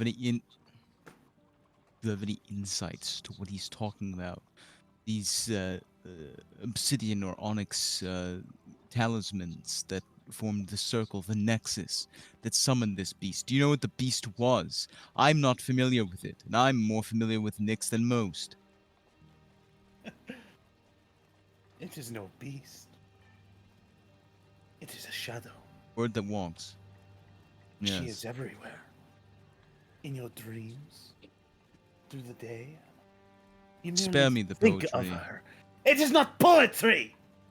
You fool! Oh, she's always there. Merely thinking about her, she appears. Always. Well, then who is she? She is that. She is the Word. That is who she is. What is this? Some sort of demigoddess? Some demon? I could not tell you. It is always present. She is an existence that exists here and in your dreams and in realms. I don't know how else to describe it. I've been plagued with this for years. Then we need to investigate and learn more. That is where we begin. I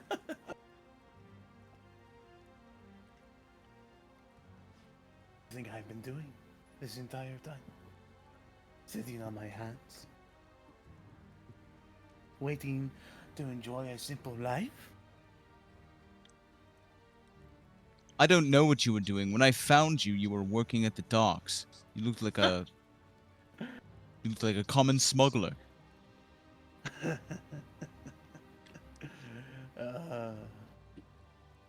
Your information is so odd. I have spent this entire year looking for any evidence into what was taken. Looking for his followers still, while the others enjoyed their blissful life. I have burned. We need to share with the others what you're talking about. We need to let them know that Estoc is in coordination with this female shadow of which you speak. I think they all know they are coordinated with. We all saw the fucking vision. It is not hard to tell.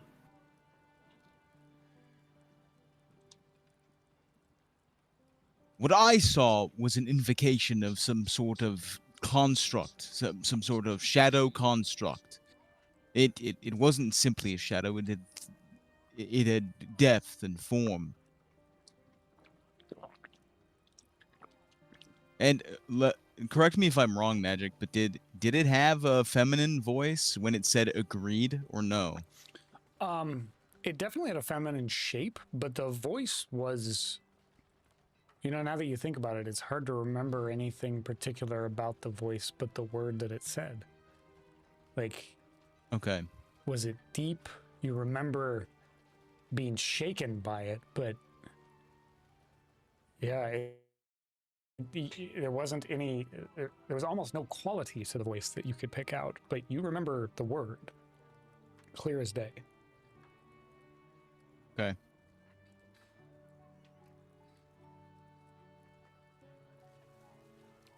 So back inside. If we learn more about this, yeah. Okay. Go ahead. Sorry, No. we'll go back inside here for a little bit. Sorja, you've gone into the kitchen to grab some post-feeding snacks for Amira, and so you open up the cold box in there. You grab a couple of things out. You grab a glass and go to the cistern and scoop some water out, and then you open up the cabinet there, and you have your cookie jar in there that is high enough that the kids, unless they are coordinated, cannot get to it. And so you grab it off of there, and a slip of paper slides out and kind of waves its way down to the floor as you pull that off there to take out to Amira, and you can see it looks like a piece of paper from around the orphanage. In fact, the back looked like it's been doodled on by the kids. And on the front, you recognize the very tight and controlled script that you know Aeneas is very practiced at. And it says, "The stone child is your only hope."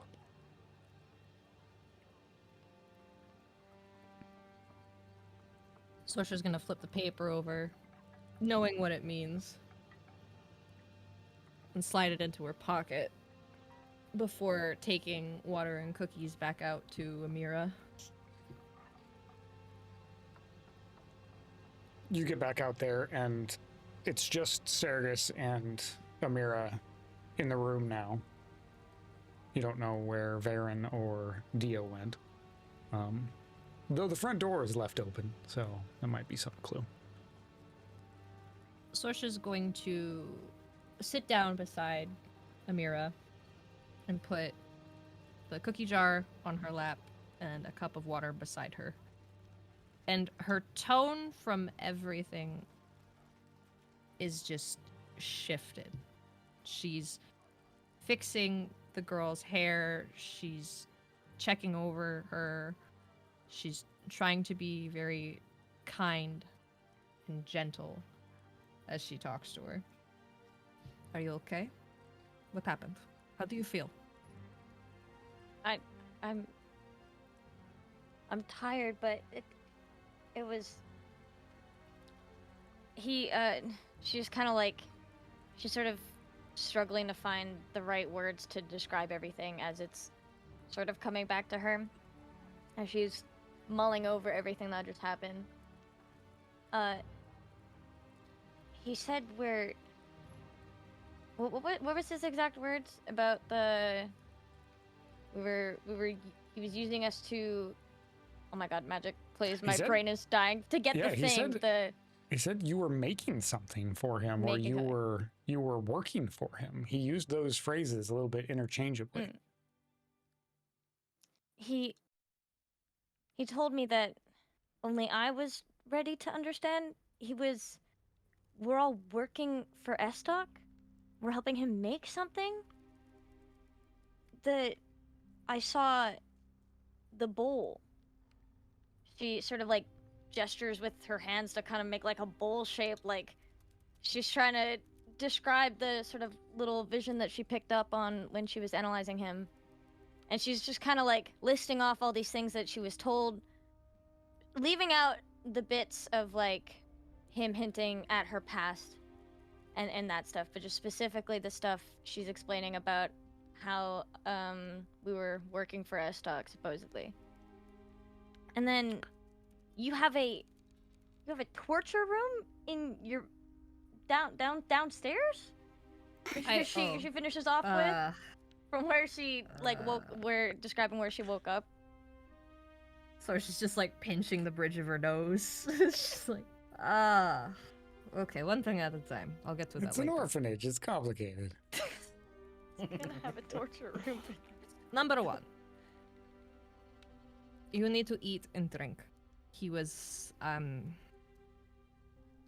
the simplest way to explain it is you were in there a lot longer than us. So he was kind of, feeding off your energy, if you will.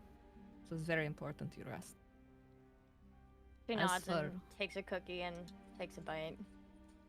Good. Okay, well, hold on. Just, like, brushes the crumbs off the front of your cloak already. Look, you're not an animal. Use a napkin.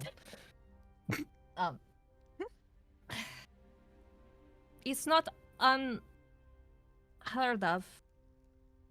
Vakaldi does have a... Val does have a very intricate thought process. If he's not thinking 5 steps ahead, it's a bad day for him, and he does not have bad days often. It's not without merit. Why he chose to tell you, though, I cannot tell. I don't know why. My heart wants to say he's fucking with you, but at this point, I'm not sure. He called me a project. She repeats as if she's like still trying to decipher exactly what it means. Sorsha's face looks very frustrated and bitter at that word. Nah, well, it wouldn't have surprised me. You're young and beautiful. Definitely his type. She just kind of snorts at that a little bit, but still sort of as if she's still pondering over a lot of things in her mind. Sort of replaying the sounds of the crowd in the back of her mind as well. Yeah, the sounds of the crowd are echoing there. You can that feeling, that announcement, kind of the stress of the announcement kind of wells back up. You know, that feeling of having dreamt something that was super vivid, and kind of the feelings are still there along with it. Mm-hmm. I cannot stress enough. You are going to need to rest. It is not a normal type of exhaustion, especially for how much you just went through. We obviously all need to talk. It's late. So you can all stay here so long as you don't fucking upset my children. Thank you, Sarsha. She says it, just sort of gives a little bit of a smile, trying to also return some of the niceties, kindness. And to answer your final question, it's not a torture room. It's a multi-purpose living space. Sometimes the conversations go well. Sometimes they don't. And I have many children to take care of, if you catch my drift. Multi-purpose. Yes. Was the drain and the floor? Well, you see, and she's going to lean in. Her eyes are going to look at Saragus, and she's going to lean into a mirror, and she's going to whisper, well, you see, if you cut up the bodies while you're in the room and drain them of the blood and the viscous things into the sewer, it makes the packages that I deliver them in much less conspicuous. Still a little soppy and wet, but not heaping amounts of blood. Very helpful. You said this is an orphanage? Again, she's gonna put have children here? Listen, if people were Did she say that threatening- part quietly? Maybe a little bit louder than she means to. Saragus' eyes just kind of narrow, and he tilts his head, looking at them like, what's going on? This is weird Listen. girl talk. Hands are up. Listen. If you had, let's see, with Finn, Leah, Ryan, got like 30 children, and somebody fucked with one of them, would you not take care of the problem? She just nods slowly and kind of shrugs. Yeah, fair enough. Exactly. It's a rather creative way of taking care of schoolyard bullies. I don't know what he's on about. I was whispering the first part, so he must be drunk. Clearly drunk, yes. On the wine and the ale you don't have. Oh, I have wine. You didn't ask for wine. Where's the wine? Wouldn't you like to know, weather boy? As a matter of fact, I would, and I'm not a weather boy. How about you go earn it? How about you get the other two and bring them inside? Fetch quiz. Just get up and wander out looking for the other two. Poke his head outside after him. While he's gone, the moment he leaves, Sorsha turns to Amira and holds her hands. Listen. I have a feeling you and I are similar in the way.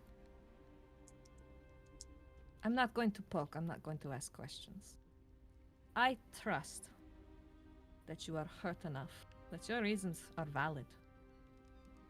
I need you to trust me when I say my past is not worth knowing at this stage. Girl to girl. Amira sort of looks at her hands and like kind of does like a little bit of an up and down thing because she's a little bit like not like in necessarily a negative way, but she is sort of a little bit shocked just seeing the personality shift in Sorsha, because it's a bit, it's just odd, like it's new. And she nods slowly, and is there, could I do like an insight check just to see if like I can sense if Sorsha's sort of like putting on an act or if she's being genuine? I'll allow it. Yeah, I go don't for it. mind. Okay. Holy Bless hell. you. Excuse me. Thank you. Oh my god. If 18, it's 18, another 18. Up Oh to my- 10. thank 19 God. though. I was legitimately starting to get a little bit scared. If it was another 18, I was going to start questioning things about the nature of the universe. Still It's a great roll. 19 though. 19 I called total. it loaded dice. 19 Yep. total. Yeah. So, she's absolutely like she's being genuine. She is. She has, you can tell, like she has strong feelings about her past coming to light, in a way that, like, she legitimately is kind of portraying that sense of like, it doesn't matter, like. I want to kill him. Mhm. There's no subterfuge there. Like that's the part of what she's saying. She's being very guarded, right? Like you can pick that up as Yep. well. Sprix, is there anything you want to add? Yeah, so obviously Sorsha's personality type in season 1 was very mischievous, negative, and flirtatious. I would say in this moment, because they've been apart for a year, there is the ability to see even the difference in character of Sorsha from a physical perspective. Like you made note of last episode, like her hair's tied back. She's got more of a motherly style quality to her. She looks worn but not haggard. Like there's been a change for whatever reason in how she's carrying herself now. And it comes off as very, I guess the word is motherly that I'll use for that. Cool. So yeah, she notices that she looks up and down, just kind of still sort of like realizing that, this is a change from, how she used to know Sorsha. But she notices that it does seem very genuine, and she does sort of feel some of that adrenaline and sort of the tenseness that she had before. She feels some of that, sort of ease off a bit, and she nods in agreement about how they're similar, and she doesn't pry about her past or anything. Sorsha's just gonna pat her hand and go to stand up, and I won't let the others pull anything out of you that you do not want to speak about. You just let me know. And I just hope the same respect is granted. And with that, she's just gonna kind of step away and wait for the others to come back. Mira's gonna shove the cookie in her mouth. For the love of God, use a napkin, please. They're right there. Like my floor. We all knew it. Amira is just a chipmunk in disguise. Yup. Crunch. Sarah, as you step outside, looking for some sign of the other two, and you don't see them anywhere in the entry area here, kind of the grassy area that is in front of the orphanage. There's a gate out front. The gate's still closed, and then after a moment, you're like, where the fuck did they go? You hear voices coming from the roof above that you recognize as Varen and Dio. From down here, you can't see them, though. They're completely on top of the roof. Which is awkward. This is the second time they've done this to you. Gone up on the roof. They might be fighting. It's hard to tell. Doesn't sound loud enough to be fighting. Yelling. But you know Oh, that... no, Gonna they- call up Yeah, to them. We're yelling. You know, we're my yelling. method of removing you from rooftops is still in effect. Are you two all right? We should probably go join him down there. It's gonna take a very long time for him to get up here. Dio's just visibly annoyed about everything at this point. He just goes right down without saying a word to you. Yeah. He just walks They away. both descend. They both look like they were about to fight. And I'm gonna approach Saragus. We should probably talk about next steps with everyone. Naturally. I'd be much more open to discussing these next steps I have after getting rid of this headache with a bottle of wine. Honestly, I could use a pint as well. It's been a long day. Allegedly, the orphan lover has some. Oh, sorry, your wife. Oh. She's not my wife. Do you trust her at all to feed us anything? I'm not joking. Like anything, this is a serious question. Dio just starts Like walking actual inside. food. Just said if she could have killed us already, she would have 1,000 times over. And he just keeps walking. He just walks inside. Sorsha is, by my memory,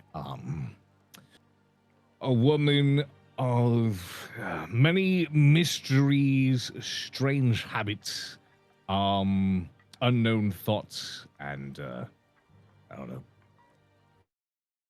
blades and strange liquids in places you'd never think of. So I imagine if she finds she wants a way to get rid of someone, she'll have a very creative means of doing so.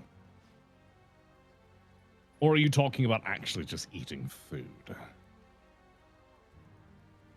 No, your answer was sufficient. Thank you very much. Shall If we you talk about After you? eating food, then I mean, fuck, she can try and stop me. And I'm gonna step in. Did he say strange Follow him liquids? after him. But It's fine. Yeah. Yeah, he did. You,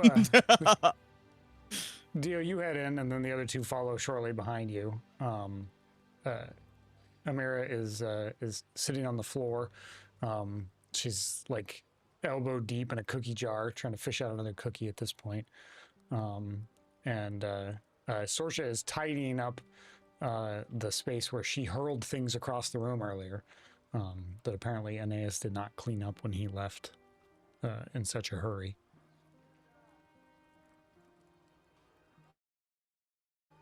All right. He just walks up to Amira, hand in cookie jar, just stares at her for a moment until she's done getting the cookie out. She's still, as she's fishing in for the other cookie, her cheeks are still puffed out because she hasn't even finished the cookie that's currently in her mouth as she's fishing. So she's just fishing in, and she just looks up and makes eye contact with Dio while her cheeks are all puffed out and cookie crumbs on her mouth, just like as if she's like a child that's caught stuffing their face. You just hear Sorsha from the other side of the room. I'm about to make dinner when the other ones come in. You are literally going to ruin your appetite. Sorsha, What? are those the same cookies, perchance? Same cookies as what? Oh, Please tell me they're not. You mean with the Girl Scouts? Yes, those ones. Yes. And no, I'm not referring to the ones that she poisoned. I look directly at Amira when I say that. Fun fact, they're just edibles, so she's gonna have fucking the high of her life later. That's why they're kept on that really high shelf. Give me those cookies. Stoned out of her mind after. She's having one hell of Why an does the jar acid say trip. evening cookies on the side of it?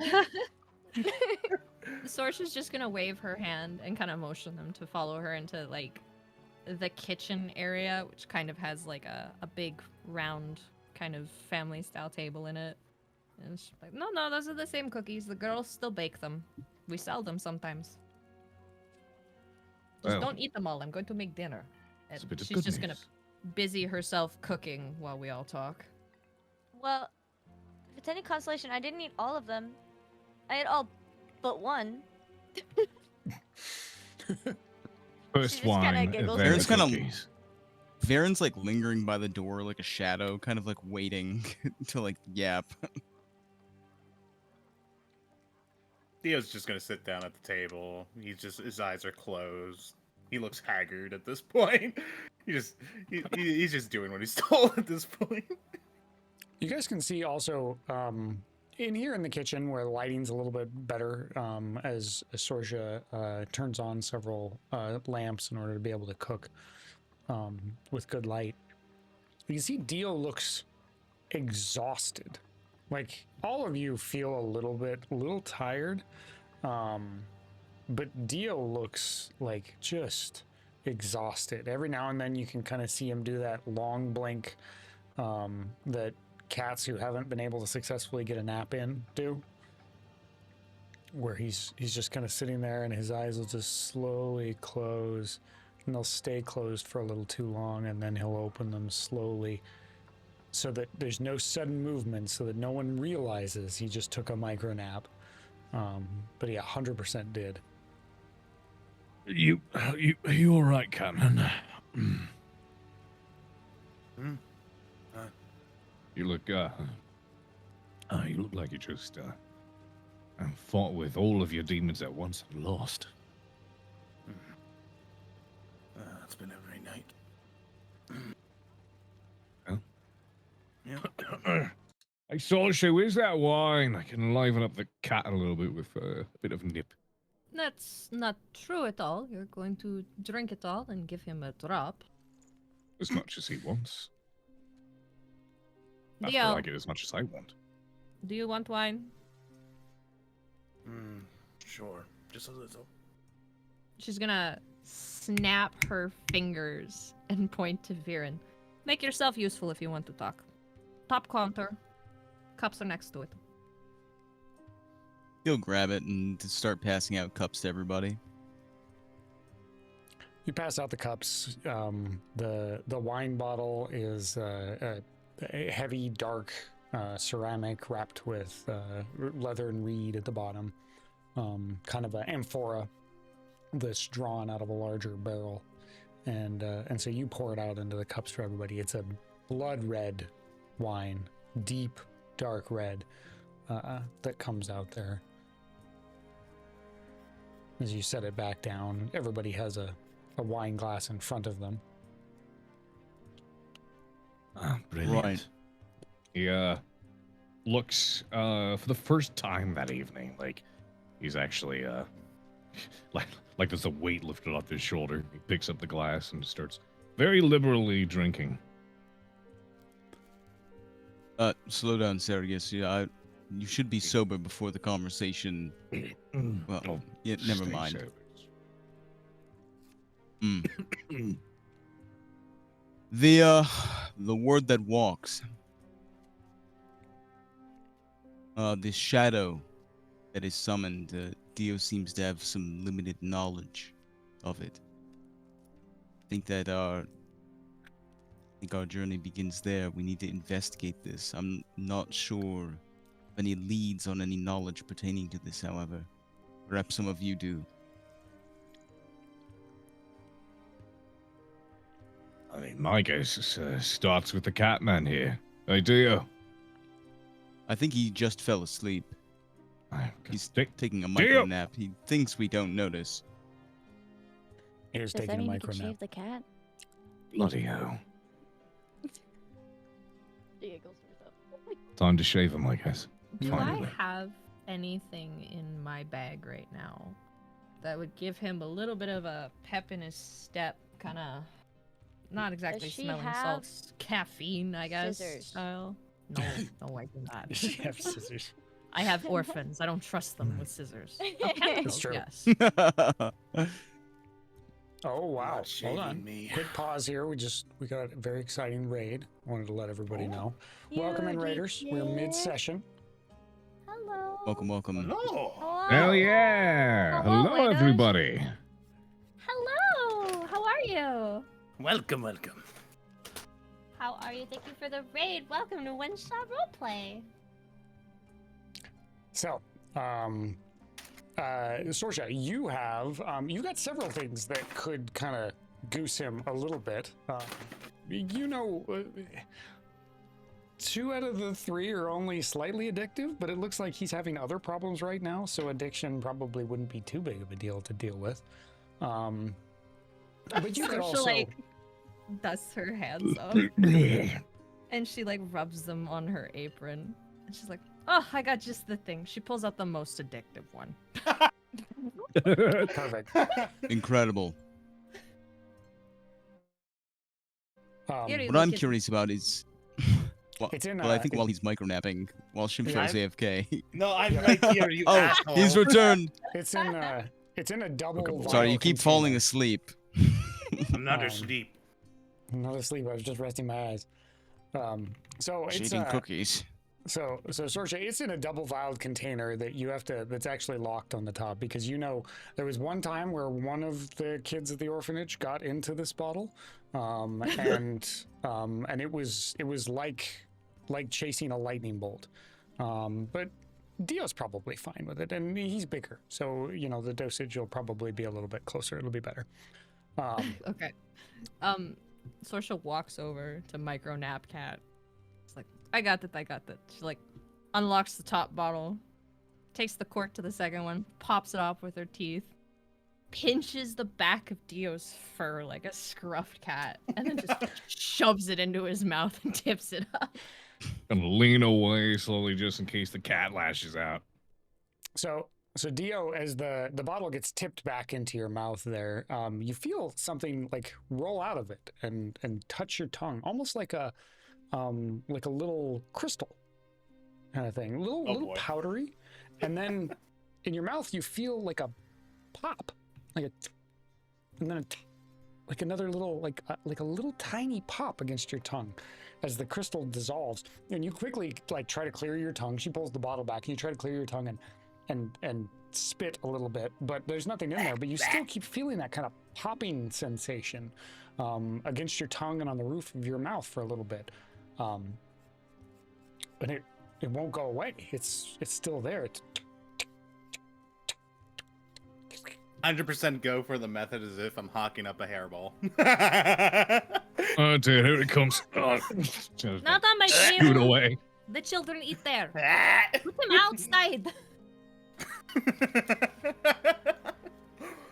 What the hell did you give him? Well, it's just okay. Calm down.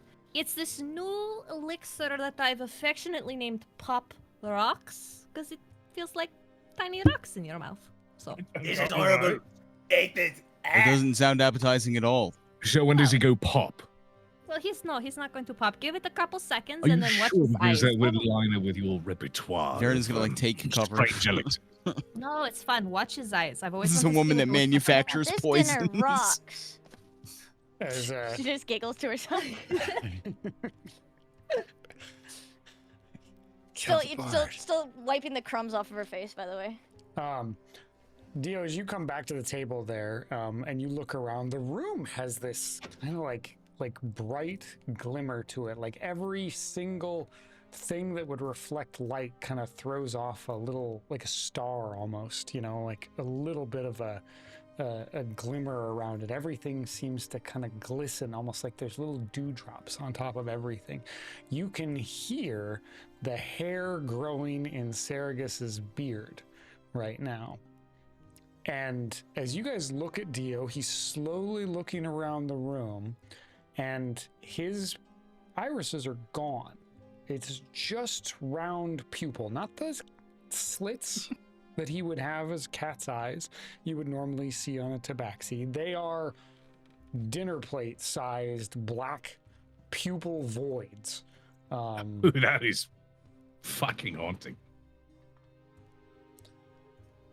He doesn't seem like he's moving fast. He's just kind of taking everything in. And Sorcha, you know you've probably got about a 30-minute window here where he's perked up, but not to level 2, that you can work with. She's gonna kind of adjust her hair and be like, okay, here's what's going to happen. Amira, get an apron. You're going to help me cook dinner. Saragus, can you very casually, she's gonna kind of like put her hand up by her face and point to the camera, tie a leash on him because we've got like 30 minutes before he's a tiny little pup. You got any rope? Yeah. And Varen, you seem interested in just, I don't know, yapping. So go ahead, do your thing. I'll go Wonderful. fetch some rope for another bottle. I'll like flick the empty wine bottle. Oh, oh, oh. Hurry! Wine was. Oh no, that's right. You mentioned top shelf, left side. Okay, I'll get it myself. Darius, you ever just hear your beard grow? Don't know what you're on about, cat. Wander over, looking for wine first, rope after. Vern's gonna like snap his fingers at Dio. He's gonna be like, "Pay attention!" What? All right. All of us saw the visions that we went through. The onyx statues, the nexus that Vakaldi created to summon the word that walks. The shadow that Dio is scarcely familiar with. Something related to his religion, the calamity that destroyed his monastery, his order, everyone that he saw died. So, what we need to do, if we're going to kill Vakaldi Estoc for real this time, we need to defeat this mechanism that he has to alter reality, to summon this dark shadow, this thing that apparently apparates just upon thinking about it. Well, So, do we have any leads? query. She says she's kind of just fixing things on the counter. Does it operate when anybody thinks about it? Or, she's gonna kind of turn and point to Dio. Is it when he does it? Aaron looks at Dio. And Dio, right now, you've got, like, you don't feel that tiredness, that kind of the dread weight of the tiredness that's sit upon you. There's kind of a clarity of your thought and perception and things like that are right now with you. That popping sensation is still there at the back of your tongue, subtle, but you can feel clear for the first time.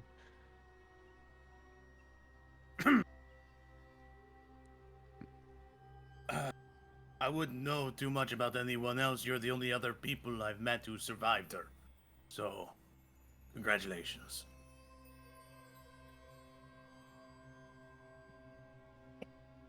Found the rope, by So the we way. have no I'll leads. wander back in finally with a long stretch of it. Welcome Casually back, wander up to Sergius. the cat. What about the? We're just learning that. Get that away from me! Get that away from me! Nah! Get that away! Hold the fuck still. Get, Do you get need that me to away help from me. you? Do we have to hold him down? Yes, please listen. She knows her concoctions more than anybody else. And if he's about to, Get that I don't away. want to Yeah. have to. Get that away from me! No, I'm just you're gonna gonna stand do up and Dio. just like move away from them so she doesn't get caught amongst the three men wrestling each other. Mm-hmm. She's gonna go No, over it'll be towards much more Sorsha. amusing to watch. But to do this now, so I don't have to peel you off of the ceiling. Don't Mira, you come dare! help me cook while the boys wrestle with the cat. Get that away from me! Actually, I'm gonna run and try to grapple the cat. I don't know if you want me to cook. I might burn something. I won our last fight, Dio. Okay, hold on. Everybody shut up. Cat, if you don't want to be a tiny little high-functioning lightning meth lab in, let's say 23 minutes, you're going to let them tie you to the chair. Because if you fuck with my house, you're going to end up a scratch toy for my orphans. You got it? He Everybody does shut have a up. torture room downstairs. Amir just Okay, states it's- matter I'm of fact. sorry. What? What? Wait, what? What? Hold on. This is an orphanage. It is a multi-functioning living space. It can double as many things. It just happens to be a torture room a majority of the time. Okay, Oh, really? it's This, fine. this is an orphan. I thought this was a business. It's an It- open no. floor plan. Yes, exactly. Shut up. We have. Have you guys more ever heard of important things to man talk meat about. before? I fucking Man- Mira, I What? tell you these things to. You people are fucking psychopaths. Oh, you. Can we please Cocktails. get to the point? The point is that we don't have any leads, Sorsha, so we're going to need to find some. We need to find somewhere we can learn about this shadow so that we know how to properly neutralize it, or at least find these onyx stones. I know the first place to look. All right? Everybody sit down. We're going to have a nice fucking meal, and I'm going to explain it. Now tie the cat down. don't want to be tied down. Oh, I maybe do you not want move. to be tied. Ah! I mean, he's gonna try to resist magic. No. Farron's gonna sip the wine. I'm gonna be wrestling with the cat to get that fucking thing on. There's Can I That's the roll for- strength. That's the strength. That's the strength. Yeah, let's do a pose roll. So it'll be athletics. Saragus, your athletics versus Dio's acrobatics. Let's fucking go. Let's do it. All right, here we go. 21. 21. And 23. 23. All right. So Oh, the cat is writhing, but Saragus, surprisingly, and the most impressive part about this is that Saragus is doing this while like occasionally taking a swig from the wine goblet. So and that in fact ends up being Dio's undoing, because Dio at one point kind of takes a swing at the wine goblet to try to distract Saragus. Saragus lifts the wine goblet and has this absolutely lethal expression on his face as he grabs Dio by the ruff of the neck at that point and gets the rope around him to the chair. Dio, you are you're tied to the chair. It's not unescapable, but you are absolutely tied down for the moment. His ears are flopped down. He is Never. unhappy. He is Never. a grumpy kitty. Fucking swipe at a man's liquor. Never grab a cat and tie him down. Just gonna take a seat. Resume the conversation.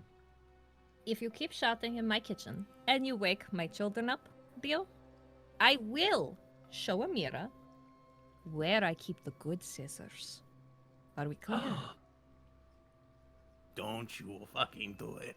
Then don't Amira's shout in like the eyes kitchen. widen as she gets an idea. You she kind behave? of like she giggles. I'll let her You're do it. just muttering and grumpy. So, Sorcer's gonna kind of bring over whatever the hell I managed to cook in the kitchen. Dude, you're gonna make me roll for this magic? meatloaf 100%. again. Yeah. Oh my God. What do I? 100%. What do you? Let's see here. Do you want Is to? it Oh, the- I helped. Can I cook to see if I burned anything?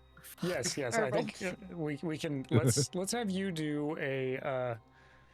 Let's see here, Peachy. I think the right answer is, because you guys don't have like a cooking proficiency, I would imagine, right? Like you don't have that on your skill list, cooking supplies or anything like that under tools. I would argue, having 30 children, I have something in the house. Oh, I was I gonna have a like. disguise kit.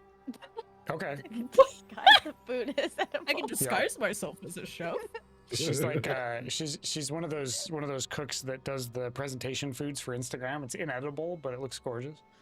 Oh, you're plastic my sous food. chef. You're putting the fucking parsley on the Yep, piece. when yeah, it's little done. little drops of sauce in a nice pattern around the edge of the plates. Okay. um, All right. So so let's have you PG. I'm gonna have you do a I think a wisdom check. Okay. Just a straight wisdom check. 18. We'll see. No. This helps or No, harms 12. Sorsha. A 12? 12. Okay, a 12 helps. It's not like a huge help, but you don't burn anything, you don't ruin anything, you don't confuse the salt with the sugar or anything like that with a 12. You're useful. So I'll take it. Sprix, let's have Sorsha. I think we'll do proficiency with your poisoner's kit is probably the closest analog here. Yeah? So go ahead and make an intelligence check, and I'll have you make it with advantage here, just to let things be a little exciting. Well, it looks like I'm getting a 21. Very, very impressive. So Waiting for me good tonight.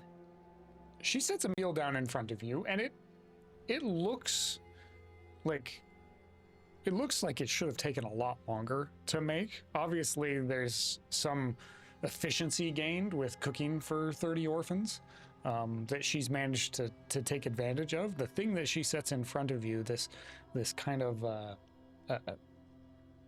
I'm almost imagining like one of the Monster Hunter dishes where it's got like a bunch of these sauced meats and tofu cubes and things like that. The only thing, man.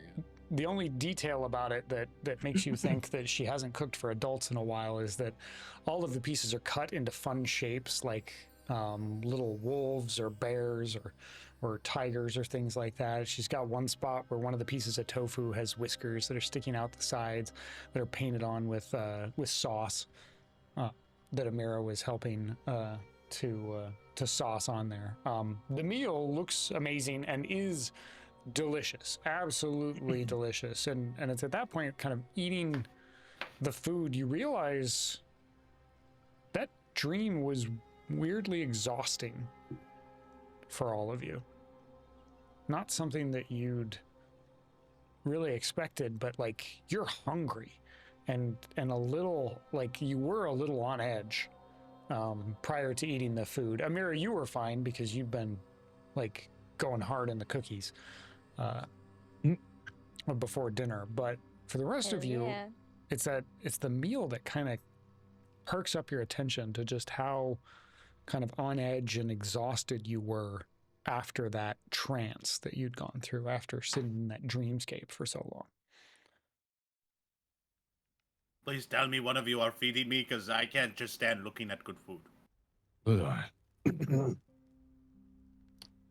No, absolutely chowing down. He's got his face fucking full of this stuff.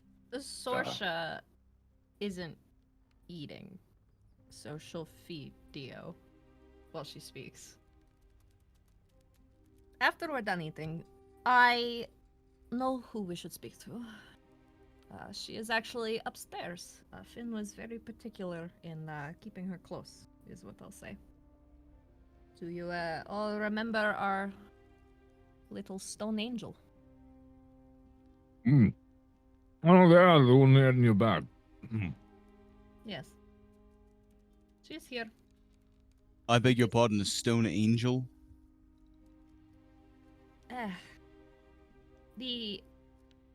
How do I even get to? I have many children in my orphanage. One just happens to be made of stone. We met. Wasn't she like a goddess or something like that, or am I misremembering this? It's complicated. Maybe a little, maybe not. I beg your pardon? Did you say a goddess? She's important to some people. Goddess, maybe stretch now she's stone. Anyways, finish eating. We go speak to her. I see.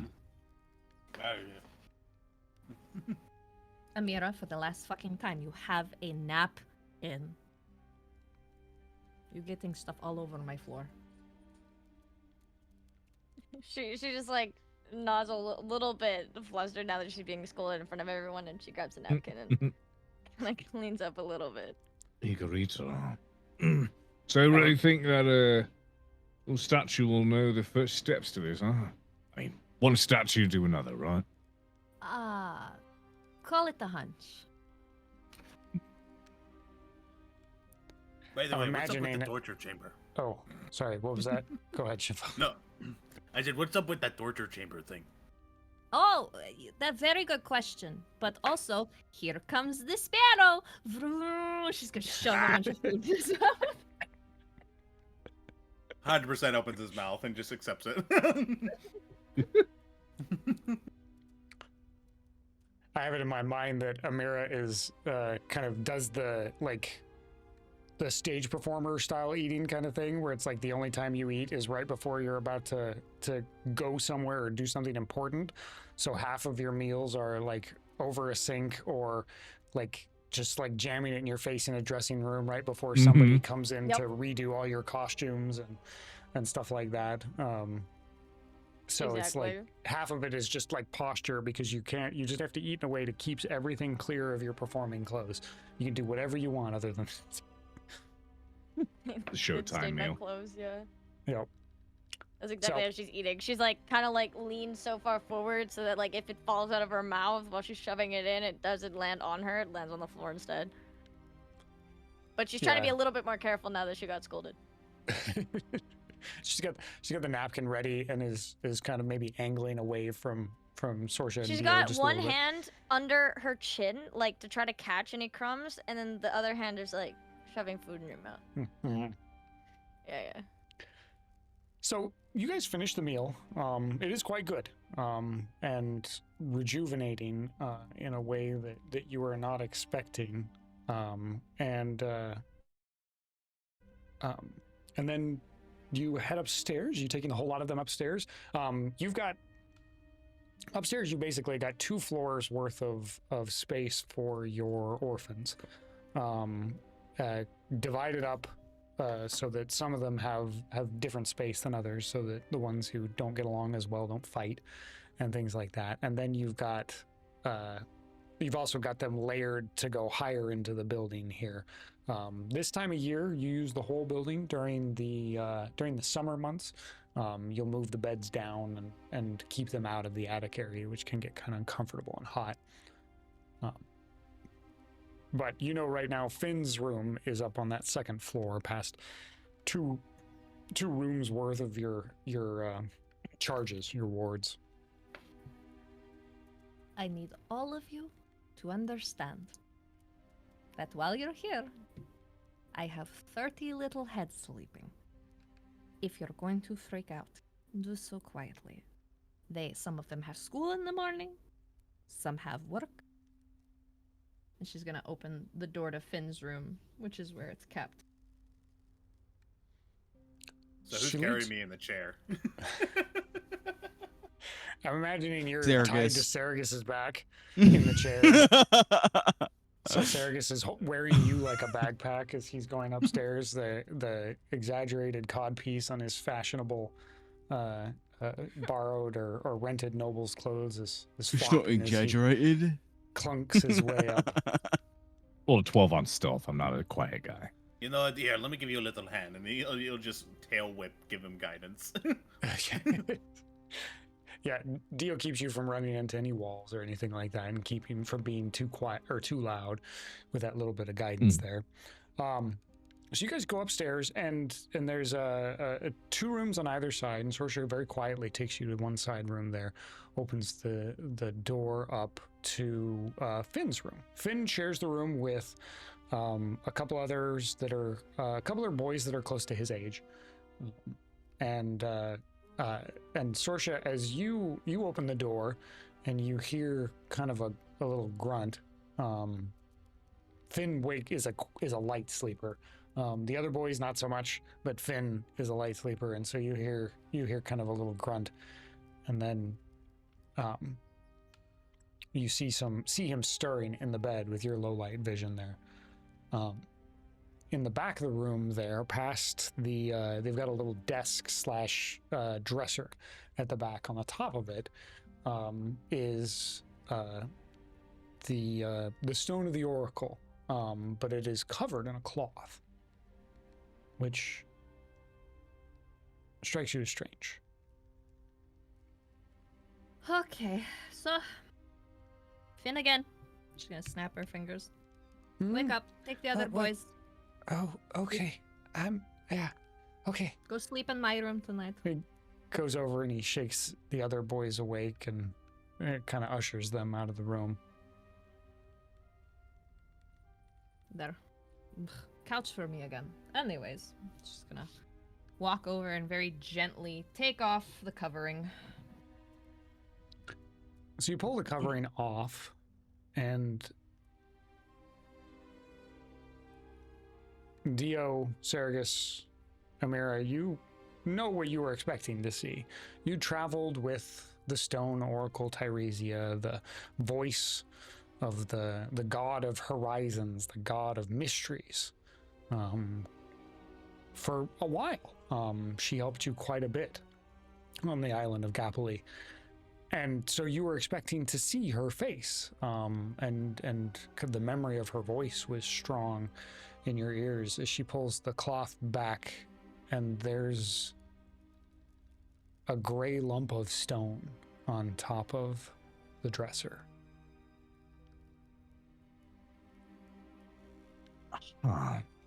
So, no, really, as I remember, huh? I'm going to guess this is also a shock to me. Yes, 100%. Ah, that fucking asshole. I knew it would Well. be this simple. Care to share with the class? No, let's Because what exactly is going on? Sorsha, give me Did a wisdom savings throw real quick here.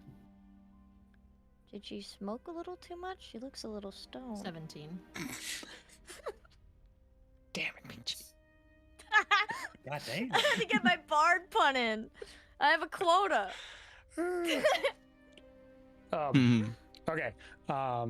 Sorsha, with a 17, you have that feeling again. That feeling like you had before when you're remembering the edge of that moment, the moment where you stood over his body. He was dead on the stones of the broken monastery.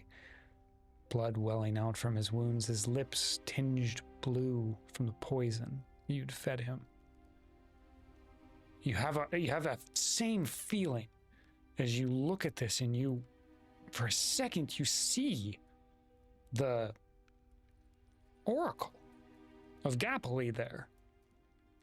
And then it's stone again, and you kind of shake your head, and you can feel something almost worming its way in your mind. Ugh, she's gonna rub her head. I'll show you making the face again. Yes, I'm trying to figure out. My head, it's fuzzy. I'm trying to parse if I've had a fake stone for a year. Or if Aeneas took her. I'm struggling right now. Oh, marvelous. So, more has been affected than just our actual murdering the man we all wish to murder. It would make sense if you Honestly, changed- I'm just glad that I'm not the only one questioning their sanity anymore. It's actually very refreshing. Saragus, can you turn around? Can I have a look? Oh, okay. I'm gonna shuffle around to the side. Dio's just gonna take a hard look at the statue. Yeah, not as you remember it either, right? No. It was a lot more angelic looking. That's for sure. Well, we have a problem. Because that was our best lead. No. Now the question is, like you said, was it then, or did it just happen now, or did it happen somewhere in between? Did we put her somewhere? He doesn't seem to remember. What reason would? What was his name? Your father, not father. He's not Aeneas. my father. Yeah, not father. Aeneas. Would he have any reason for doing something like this? Genuinely, I do not see why he would take her. You mean besides the fact he's a cunt that serves a Vakaldi Estoc? Listen, if you want That is me a fair to point. actually try to be unbiased and helpful right now, Aeneas doesn't do anything unless it serves a function. It doesn't make any sense for him to show up, and then she's going to dig into her pocket and produce the papers she found in the kitchen. Leave this, but then take her. Unless he's trying to lead us somewhere. The question is, what does he want us to do now that we realize she's gone? Fuck. What about the whole round dome thing? Does anyone recognize that place? Maybe that's a clue.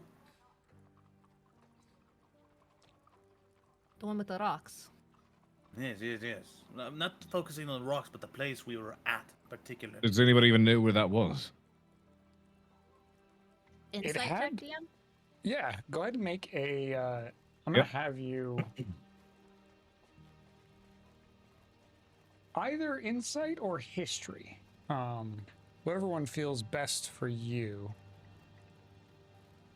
I don't wanna History. talk about this. Interesting. I don't want to talk about this. Natural 1 on the history roll. There from Sorsha. Yeah, no, nothing. Like, as far as Sorsha, as far as you're concerned, it could have been anywhere. let's see. We got Sargus. That's I did 16. it. I see. Okay. Yep, 16 for insight. You're kind of plumbing back into your mind, and Dio, you're doing this too. You two are sharing a body and a brain at the moment. Since you're tied together with a chair. It was very specific, like the directions everything was facing. You remember kind of like a backdrop of trees, and then this very natural bowl amphitheater was just grass. It was almost like deliberately kept in a way. You don't recognize it, but you think like perhaps you might be able to find out about it. You might be able to ask around. You might be able to search for it if it's somewhere that's anywhere in in an area that you are close to. You might be able to just go out and look for it. But it looked very distinctive. And the one thing, Dio, that you remember in particular was in those moments there where you were standing at the edge and you were really flustered and you were trying not to pay attention to anyone around you. You look up into the night sky that was above you during the dream, and the stars that were overhead, you remember the direction that the bowl faced. You knew the stars well enough from your time aboard ships and at sea when you were a smuggler, that you could tell for certain that this bowl was on the southern edge of a forest, in a hilly territory, but it was so well maintained that it had to be somewhere that people lived, is your guess. Some group of people had to have kept that up. That's kind of the conclusion both of you come to. So, like that, right, Sargus? It was something like that, yes? Stars? Yeah.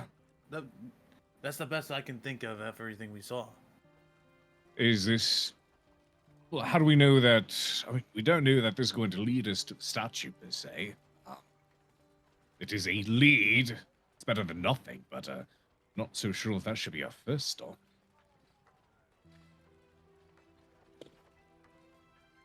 Wait. What about the ship? The Dagger. The ship that you traveled on from Gallipoli, the governor's ship. Yeah. Maybe someone on there remembers. Perhaps. We could ask around there. Whatever happened with our ship? I can't seem to remember for the life of me. That's what I'm wondering. Hold on. Because Okay, this is going to be a little weird. Before Varen interrupted me earlier today, I was having a very nice talk with Daxos. You guys remember Daxos, right? Prick. Yeah, so, small problem. He probably could have answered this for us, but he's, he's, Is that what the room is for? What did you dead? do? Did you? Is he dead? she's gonna, she's gonna grab Amira's hand, pull her over, flip open her bag so only Amira can see what's in the bag. And it's exactly the callback you know it is, Amira. God season 1. damn it. God. God damn it. Only Amira Why? can see. That is out of character. God damn it. You, She just, her eyes widen, and she just like looks at it, and she just goes, "Oh my god." In my defense, What is it? I can't see from back here. What is it? What's in the bag? So you know how earlier I mentioned man meat? Am It's I another- correct in that? Recipe for another No. cocktail. Am I correct? No. yeah, you're correct. That's what I'm thinking of. Okay, then yeah. Have you guys ever heard, you know how I mentioned man meat? I'm very confused about this. Was it Oh. what? Huh? The point She's is, just Did you like in fucking- shock. he's gone. Did you fucking eat him? No, I didn't eat. What? I didn't eat Not him. not that kind of meat. Hey, Varen, how's about you stick your hand in the bag? No. Sergus, you would know something about See it, what you except find. I don't think this one was compensating. She says and looks at his codpiece. No, it definitely Hell, was. you talk. Oh. Wait, Oh, what? First of all, fuck you. Secondly, not my choice of wardrobe. Third of all, I'm not compensating. What are you talking about? I can't see from back here. Why What don't do you mean? stick your hand? Okay, I'm gonna turn him around. You stick your hand in the bag. Don't touch it! Ew! Darcia will literally keep the bag open if Dio wants to just shove his little paw in it. He will be just confused and say, I don't know why you're all acting like this, and just stick his hand in. Oh heavens. DM, I'd like a Heavens scene above. painted for me, please. Whatever's in the bag. It's cold and floppy. A little bit like you know when you are reaching in the cooler, where like you're doing like a camp out or something like that, and you reach in the cooler Yeah, of expecting course, to yeah. get like a can of soda, and instead your hand goes right into the open bag of hot dogs. Open bag of hot dogs been sitting there for a while, so kind of like dried. Question, is there like a certain smell in the air with the bag open? Oh my No, god. I preserve things very well. How dare you? I'm an artist. What's in the he's bag, Dio? What's in the bag? He's just gonna be frozen and just be like, slowly pull the paw out and just like shake it like one of the cats when they touch something hot with their paws, right? And they're just shaking it and it's like uncomfortable. And that's what Yeah, he's he's doing. Dio's like a cat with tape on one of his paws. Like you see that moment where like Yeah. the line of fur runs from his Yeah. tail all the way up his neck, and then he pulls his hand out and he's shaking it, trying to get the tape off of his fingers. You're into some weird fucking shit. Listen. There's the man who just gave a dead man a hand job, practically. Okay. What? Is there a penis Without in warn there? me. Yes. Wow, you figured it out. Good job. I don't have to explain wrong? myself to the people that literally came into my life, okay? I am a strong, confident woman, and I just broke up with my boyfriend, okay? This is. We are not Wow, married. you better watch out, Varys. If wasn't- she did that to her I- boyfriend, We're imagine not- she does to her husband. I Oh, would very I was much gonna worried say, about Cassidy right now. Varen is sweating. Varen is sweating. All of a sudden. I was not talking about you. Alright. Secondly, the point stands, and she's kind of like, she's neatly tucking the bag away as if it's nothing right now. Point stands. We lost our lead because he decided to double cross me. Hmm. So perhaps we go down to the harbor and start asking about the dagger. So you guys have. I'll lay out some things that you have available to you. You guys have contacts. Various ones of you have contacts with organizations throughout larger Ondiva and Agdios, the city, right? There are the guilds that operate here. Some of you have contact with the smugglers and pirates who operate in between here and Driftport. You have contacts in the underground here as well. For example, like Sorsha has contacts with the night market.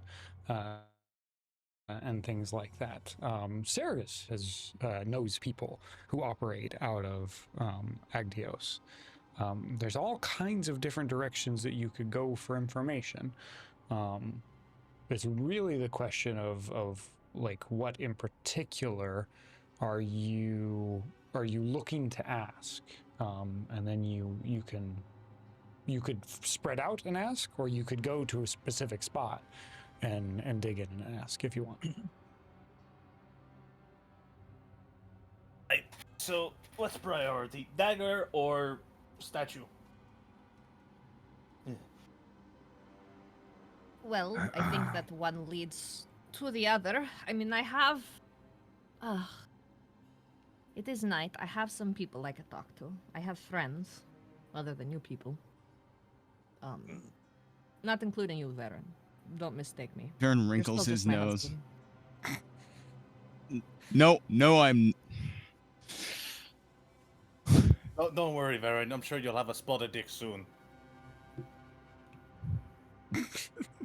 Thank you, dear. Thank you, dear. You know, next time they threaten to shave you, I will not intervene. I'll spur it on. I'll encourage it. Sorsha's gonna kind of wring her hands a little as she kind of looks around the room. I can contact my people, but after what happened tonight, I can't say that I'm super excited to leave my children alone. I can reach out to a few people. Smugglers, pirates. Take your pick. I can reach out to a few of those. Proper boatmen. Ah, yes, good family men. Excellent suggestion. You want information, or do you want to sit down and have a family? But you've already started. I At like this it. point, I would trust your contacts more than mine, so. I have someone that I can trust. That can probably find some reputable men that can watch over the children. That's so flattered, darling, if you would. But I don't fucking know you. Don't call me so- darling. No. Okay? No. I would sooner trust Sergis. Thanks. Saragus is a drunk. I'm a former prince. Sorsha's Well, face is gonna kind of sharpen at that, and like she looks visibly angry, and she's gonna raise her finger. She's like, "Don't you fucking talk about him like that. He has been through more with us than you have."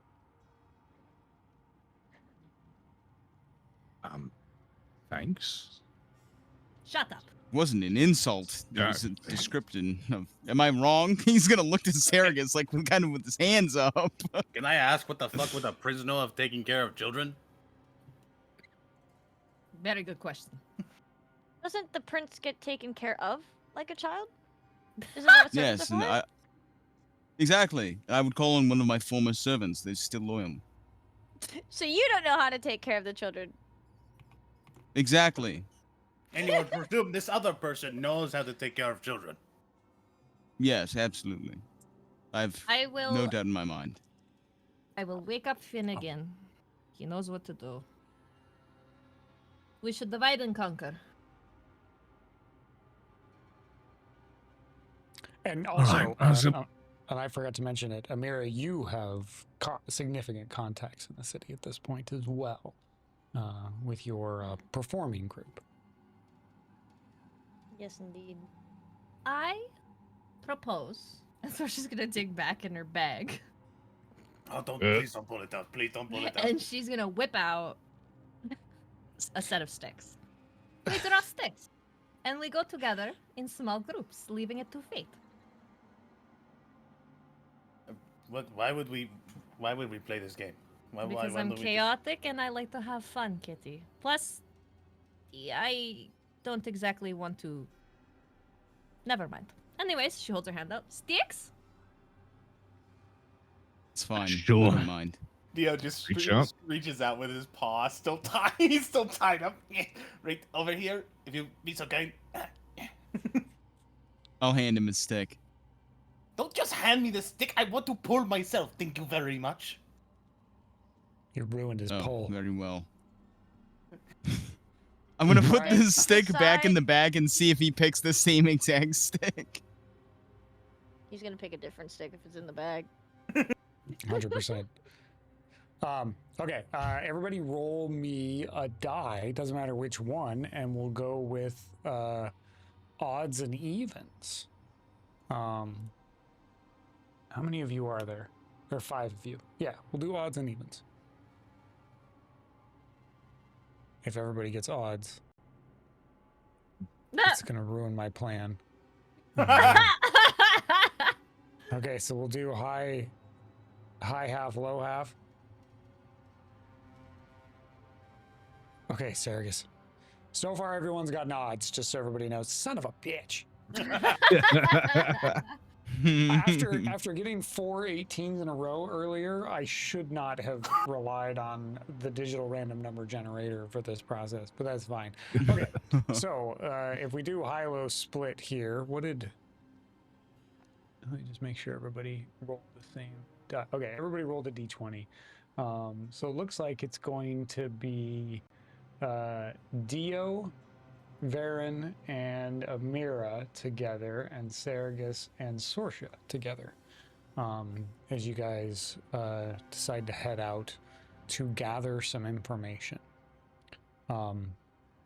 Sorsha, you take a few moments here and go grab Finn, who he's a light sleeper, but he's a fast sleeper too. And so you wake him back up and kind of let him know. Do you tell him about the situation at all, or do you just kind of give him a series of instructions that he needs to?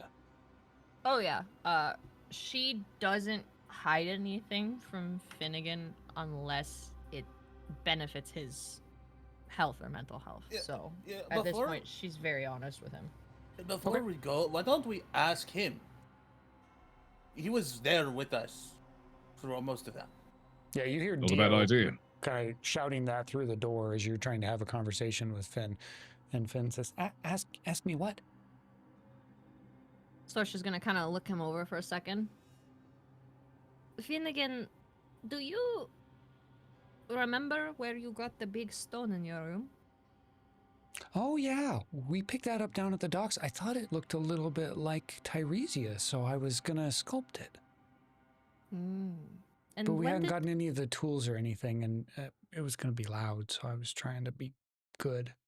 No, that's okay. Very, very good. Remind Auntie, where, very tired today. Where did we drop Tyresia off? Oh, well, she stayed with the, what was, he had a big title. The dirty guy over at Roxmati. Gosh. He was the one who really liked Amira, that they were staying in the same room. The druid. Oh my god. He said his name. The Eagle Lord, was that right? Yup. She's gonna pat Finn's head and whisper and tell him where she hides some of the cookies. You stay up, you eat cookies, you read books. I'll be back. Good job. Okay, I'll be back. I'll do good. If you're not back in morning, do you want me to get everything like normal stuff going, or do I need to take everybody somewhere? If I'm not back by morning, you take everybody to the safe house I taught you about, and you wait there for a couple days. If I do not show up, you go to the granny contact, okay? Okay, got it. Yeah, I can do that. Good. All right. She's gonna pat his head and walk back to the others. Oh, Amira! Welcome back. Amira looks towards her. Yes? Darling, do you remember your boyfriend from the ship? Boyfriend? Oh, her lover. I remember. Yes. Him. No. He was not anything like that. Well, Ew. then boyfriends don't have to be love. Sometimes they are good No! cuddle, good fun, No. emotional support. No. Oh, so you were like kind of Portable, freaky. You were into like bag-sized, Western all Isles. those no. things. Okay, We okay. heard such strange noise coming from that room. I don't know. Yeah, he howled a lot. Mm-hmm. Oh, you Okay, guys must have been Whoa. seasick. You guys are hallucinating. There was nothing. I mean, me and Saragus were right across the room. We heard everything, right, Saragus? I heard I- some strange things. I will beat you guys all up. No. What? You know, this is a Anyway, true but dilemma for me anyway, because I don't know what- when they're pathologically lying or not. They're lying. They're lying. They're lying. And okay. Yeah, I know who Your you're emotional referring response begs. Go on, sorry. to. I'm holding back from vomiting in my mouth and spitting it at you guys. All I want to say is if that's your defense against her, then realistically, with the way you handle how I talk, we're definitely married. Anyways, moving on. What I about spoke him? to Finnegan. Yes, he says that we left Tyresia with your roommate on Roxmadi. I do not remember this though. I also do not remember this. maybe it's possible we left her there with him when we went to go do something, like temporary. That would make sense, I think. There's one problem with this. We haven't been to Rock's Mud DIE in supposedly a year. He could be anywhere by now. With or without her. That is true. There is a memory that you have. I'll give you this one for free because it was our sessions years ago. That he was traveling to Rock's Mud DIE to join the monks there. He didn't give you a whole lot of detail beyond that. You don't know what that meant, but he wasn't just a visitor. Like he was going there to join them for some reason.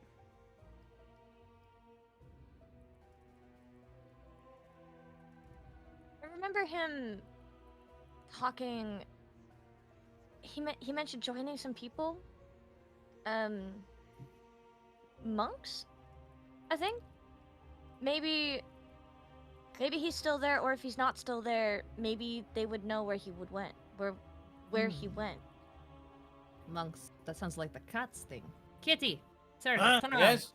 Turn around. What? I can't hear too well back here. Yes. She's gonna like grab Saragus's body and like twist him aggressively. Kitty, what do you know about monks and Rock's Mud DIE? I know them. Yes. So then we have a lead. Oh, Wonderful. That answers that now. We just found out what happened to the damn ship. So I would suggest me not appearing to them tied up like this, or they might assault you. Well, it's going to take a while to you understand how ships work, right? It's going to take us a while to get there. If we go. Yeah, catnap distance, I would assume, or something like that. Dio, you know that Rock's Mud DIE by ship from Agdios is about a month away. Oh, yeah. And if you had to arrange travel, which is to say you had to board multiple ships and be a passenger, it could be the better part of 2 months to make that trip. Yeah. Now that I think about that, about a month, 2 months at most, maybe. Sorja, 3. you notice Dio's starting to talk a lot faster. Oh shit. Saragus, maybe you want to not have the. You know what? Actually, What? I want to. If anyone's gonna hold this fucker down, it's gonna be me. Okay. Yes, you're I very strong. completely agree, Saragus, and I have complete confidence in your abilities. I'm just gonna go. I'm gonna go stand. Keep a healthy distance. Can we kill that one Don't mind now? me. I want him dead. He's very, very like pompous. You know what I mean, right? Right? Yes. Yes. She's gonna kind of just turn to Varen now at this point. It's just like closing the conversation off for a minute. The ship seems like the way to go, but I'm going to guess. Yes, actually, Amira, come here. With you, What Amira. if? Are we able to? Would it be faster to send like a message, carrier pigeon, to see if he's even there? What I if we don't show up know. and he's not even there? We waste however long it takes to get there. There are ways to Magic! send messages via magic that can go quite quick. If you want to make an arrangement for something like that, you could even do that this evening if you were so inclined. Yeah, she like grabs him. I have an Capable of idea. doing that? I have My a magic great- abilities. Oh. I missed the question there. Sorry. One more time. Oh. Peachy.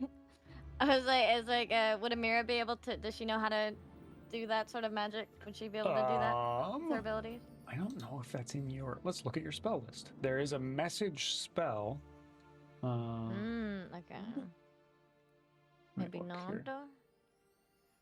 No, I don't think it's I on do your not list. have it. But it is the type of thing that you could buy. Like you could buy a scroll to be able to do that, and it wouldn't be a big deal. Okay. So, or you could buying it might be difficult, but you might be able to trade a favor with one of your contacts to get a scroll for a message pretty easily. Or not message, sorry, sending is the one I'm looking for. Okay.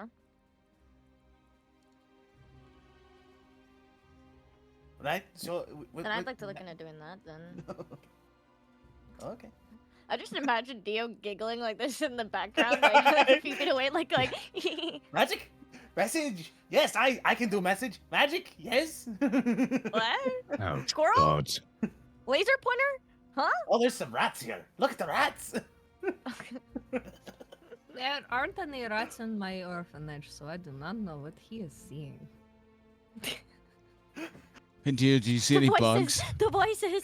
The voices. There's a loud bug right over there. Woo! Okay, so Amir, you want to make arrangements to see if you can go talk to some folks, get a hold of Scroll of Sending, and an attempt to. Do you want to send a message directly to Islavar, or do you want to? Yeah. To Druid Man guy. Okay, perfect. Yes, the Eagle Lord, as he called himself. Hello, honey. Hi. I'm just kidding. Just start it with you up. The truth comes out. Yeah, exactly. No, Okay, hey. cool. So, are you guys kind of head out of the orphanage then? You're gonna go make this arrangement here tonight, get things started, and then if you find out he's still there, then you can make arrangements for the boat and all that stuff on the morrow, or figure out what you're going to do. Maybe find the dagger or something like that. And so you head out into the city. It's the middle of the night. It's been hours at this point, and so it's quite late as you guys trek off into the city. But you're comfortable. You've got a sense of purpose at this point, and a sense of direction to go to. And as kind of the camera watches you guys stride off into the city, a shadow appears next to the door of the orphanage, kind of watching you leave. As Aeneas Coldroy steps out from a dark spot next to the orphanage, kind of leans against the wall, raises his hand above his eyes to watch you leave, and then turns towards the door of the orphanage, opens it, walks in. We see him grab the two doors and close them shut in front of him. And that's where we're going to end for tonight. No, awesome. My kids. My fucking kids, bro. I'm sure they're fine. Master Skywalker, Miss Soulshot, there's too many of them. What are we going to do? I swear to God, Miss- if you give me a young Hello, one, Mr. I'm gonna Aeneas. fall live on stream. Is it story time? It's not story time. Bruh, no. Oh no. Oh no. Oh man. All right. Awesome job, everybody. This was a blast. Raiders, thank you, everybody who came in. I saw Europe rated too, in the middle of all of that. And yeah, thank you everybody Thanks for that hanging came around, in. everyone. Yeah, and everybody over Yeah. on Peachy stream and over in Drazcure, the Base Night stream, and all that. Like, thank you guys for watching. This was a blast. We're gonna keep going. Yeah. We got another game in 2 weeks. So if you like this and you want more, we've got some more going. We're in our second season, and we're doing we've got one episode ahead. So if you're interested in catching up, if you missed anything, I know Peachy, you've got a highlight. I have it on my VOD channel, and okay. so all of the D&D streams will be up on my VOD channel. If someone wants to do !YouTube, this one will be out probably tomorrow or the day after on YouTube for anyone that wants to catch up on it after this as well. Yeah, and we the got last him one there. is there as well. Do you Peachy's have- VOD Heck channel, yeah. if you're a YouTube person. We've also got them on the highlights here on One Shot RP on Twitch. So we've got a couple different places if you want to catch up on stuff from this season. Past season, because of the Twitch VOD policy, is not up yet, but it will be. We'll get season 1 back Oh, up huge. once we get a little bit of cleanup done on them. So we'll get those back together.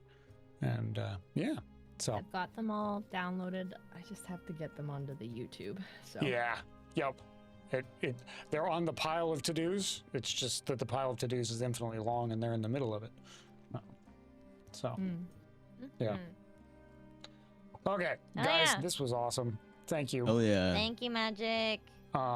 Thank you, Magic. Next time you're not going to be able to escape my slideshow for my vacation trip. So just set aside 2 to 4 hours before our 4-hour session so that we can get through that, and then we'll jump right in after Excellent. that. No breaks. Just go hard. I'll be there for it. Awesome. Good to hear. I'm expecting all of you. So Aye, aye, Captain. yeah. All right. Did I have? Damn it! I was going to prepare this beforehand. I was gonna actually prepare a proper raid plan, and I did not. So I've got one. Switch, you got one? We got. I do. I was casually scrolling through and I saw some other groups playing Dungeons and Dragons, and there was one that caught my eye. If we want to go over yeah. them. Yeah. I will send you the Send link. me the name, and we'll send the folks over at One Shot RP over there. Peachy, you finished your game. What do you want to next after? Oh well, there's after content. So I finished Expedition 33 and I sobbed. But Oh, boy. turns out, but wait, there's more. There's more. I had to nerf myself for the final boss because I was too strong. But there's bosses that are meant to be doing. You're meant to do post game, and there is post game. So I'm doing all the post game stuff. That's like really, really hard stuff. And I'm on expert mode, so I have to do things hitless. It's really cool. It's really fun. But Night Rain, Elden Ring Night Rain comes out tomorrow, so I'm also gonna be grinding that. Oh I'm my very god! excited. I forgot all about that. I'm very Freaking excited. Night We got Rain, Night Rain. I got more Expedition 33. I got so many games on the go that I want to do, so I'm very That's excited. amazing. I know Sprix and Haven are going back to the Unity mines. Yep. I've been here while we've been playing. Yeah, doing a lot of work for upcoming VR project for OSRP. That's going to be really excited. Return to Blackwell. If you had Virtual fun, reality. yeah, if you had fun with this, you'll have even more fun with that because it's got exciting visuals and bowel-stirring jump scares at moments. Not a ton of them this time, but it should be pretty intense. We're pretty excited about this one. So with that, I'm going to send folks off. Everybody, you guys have a lovely evening, and we'll see you here in a couple of weeks. Bye, guys. Thank you so much for joining Bye us. bye. See you soon. Bye. We love you.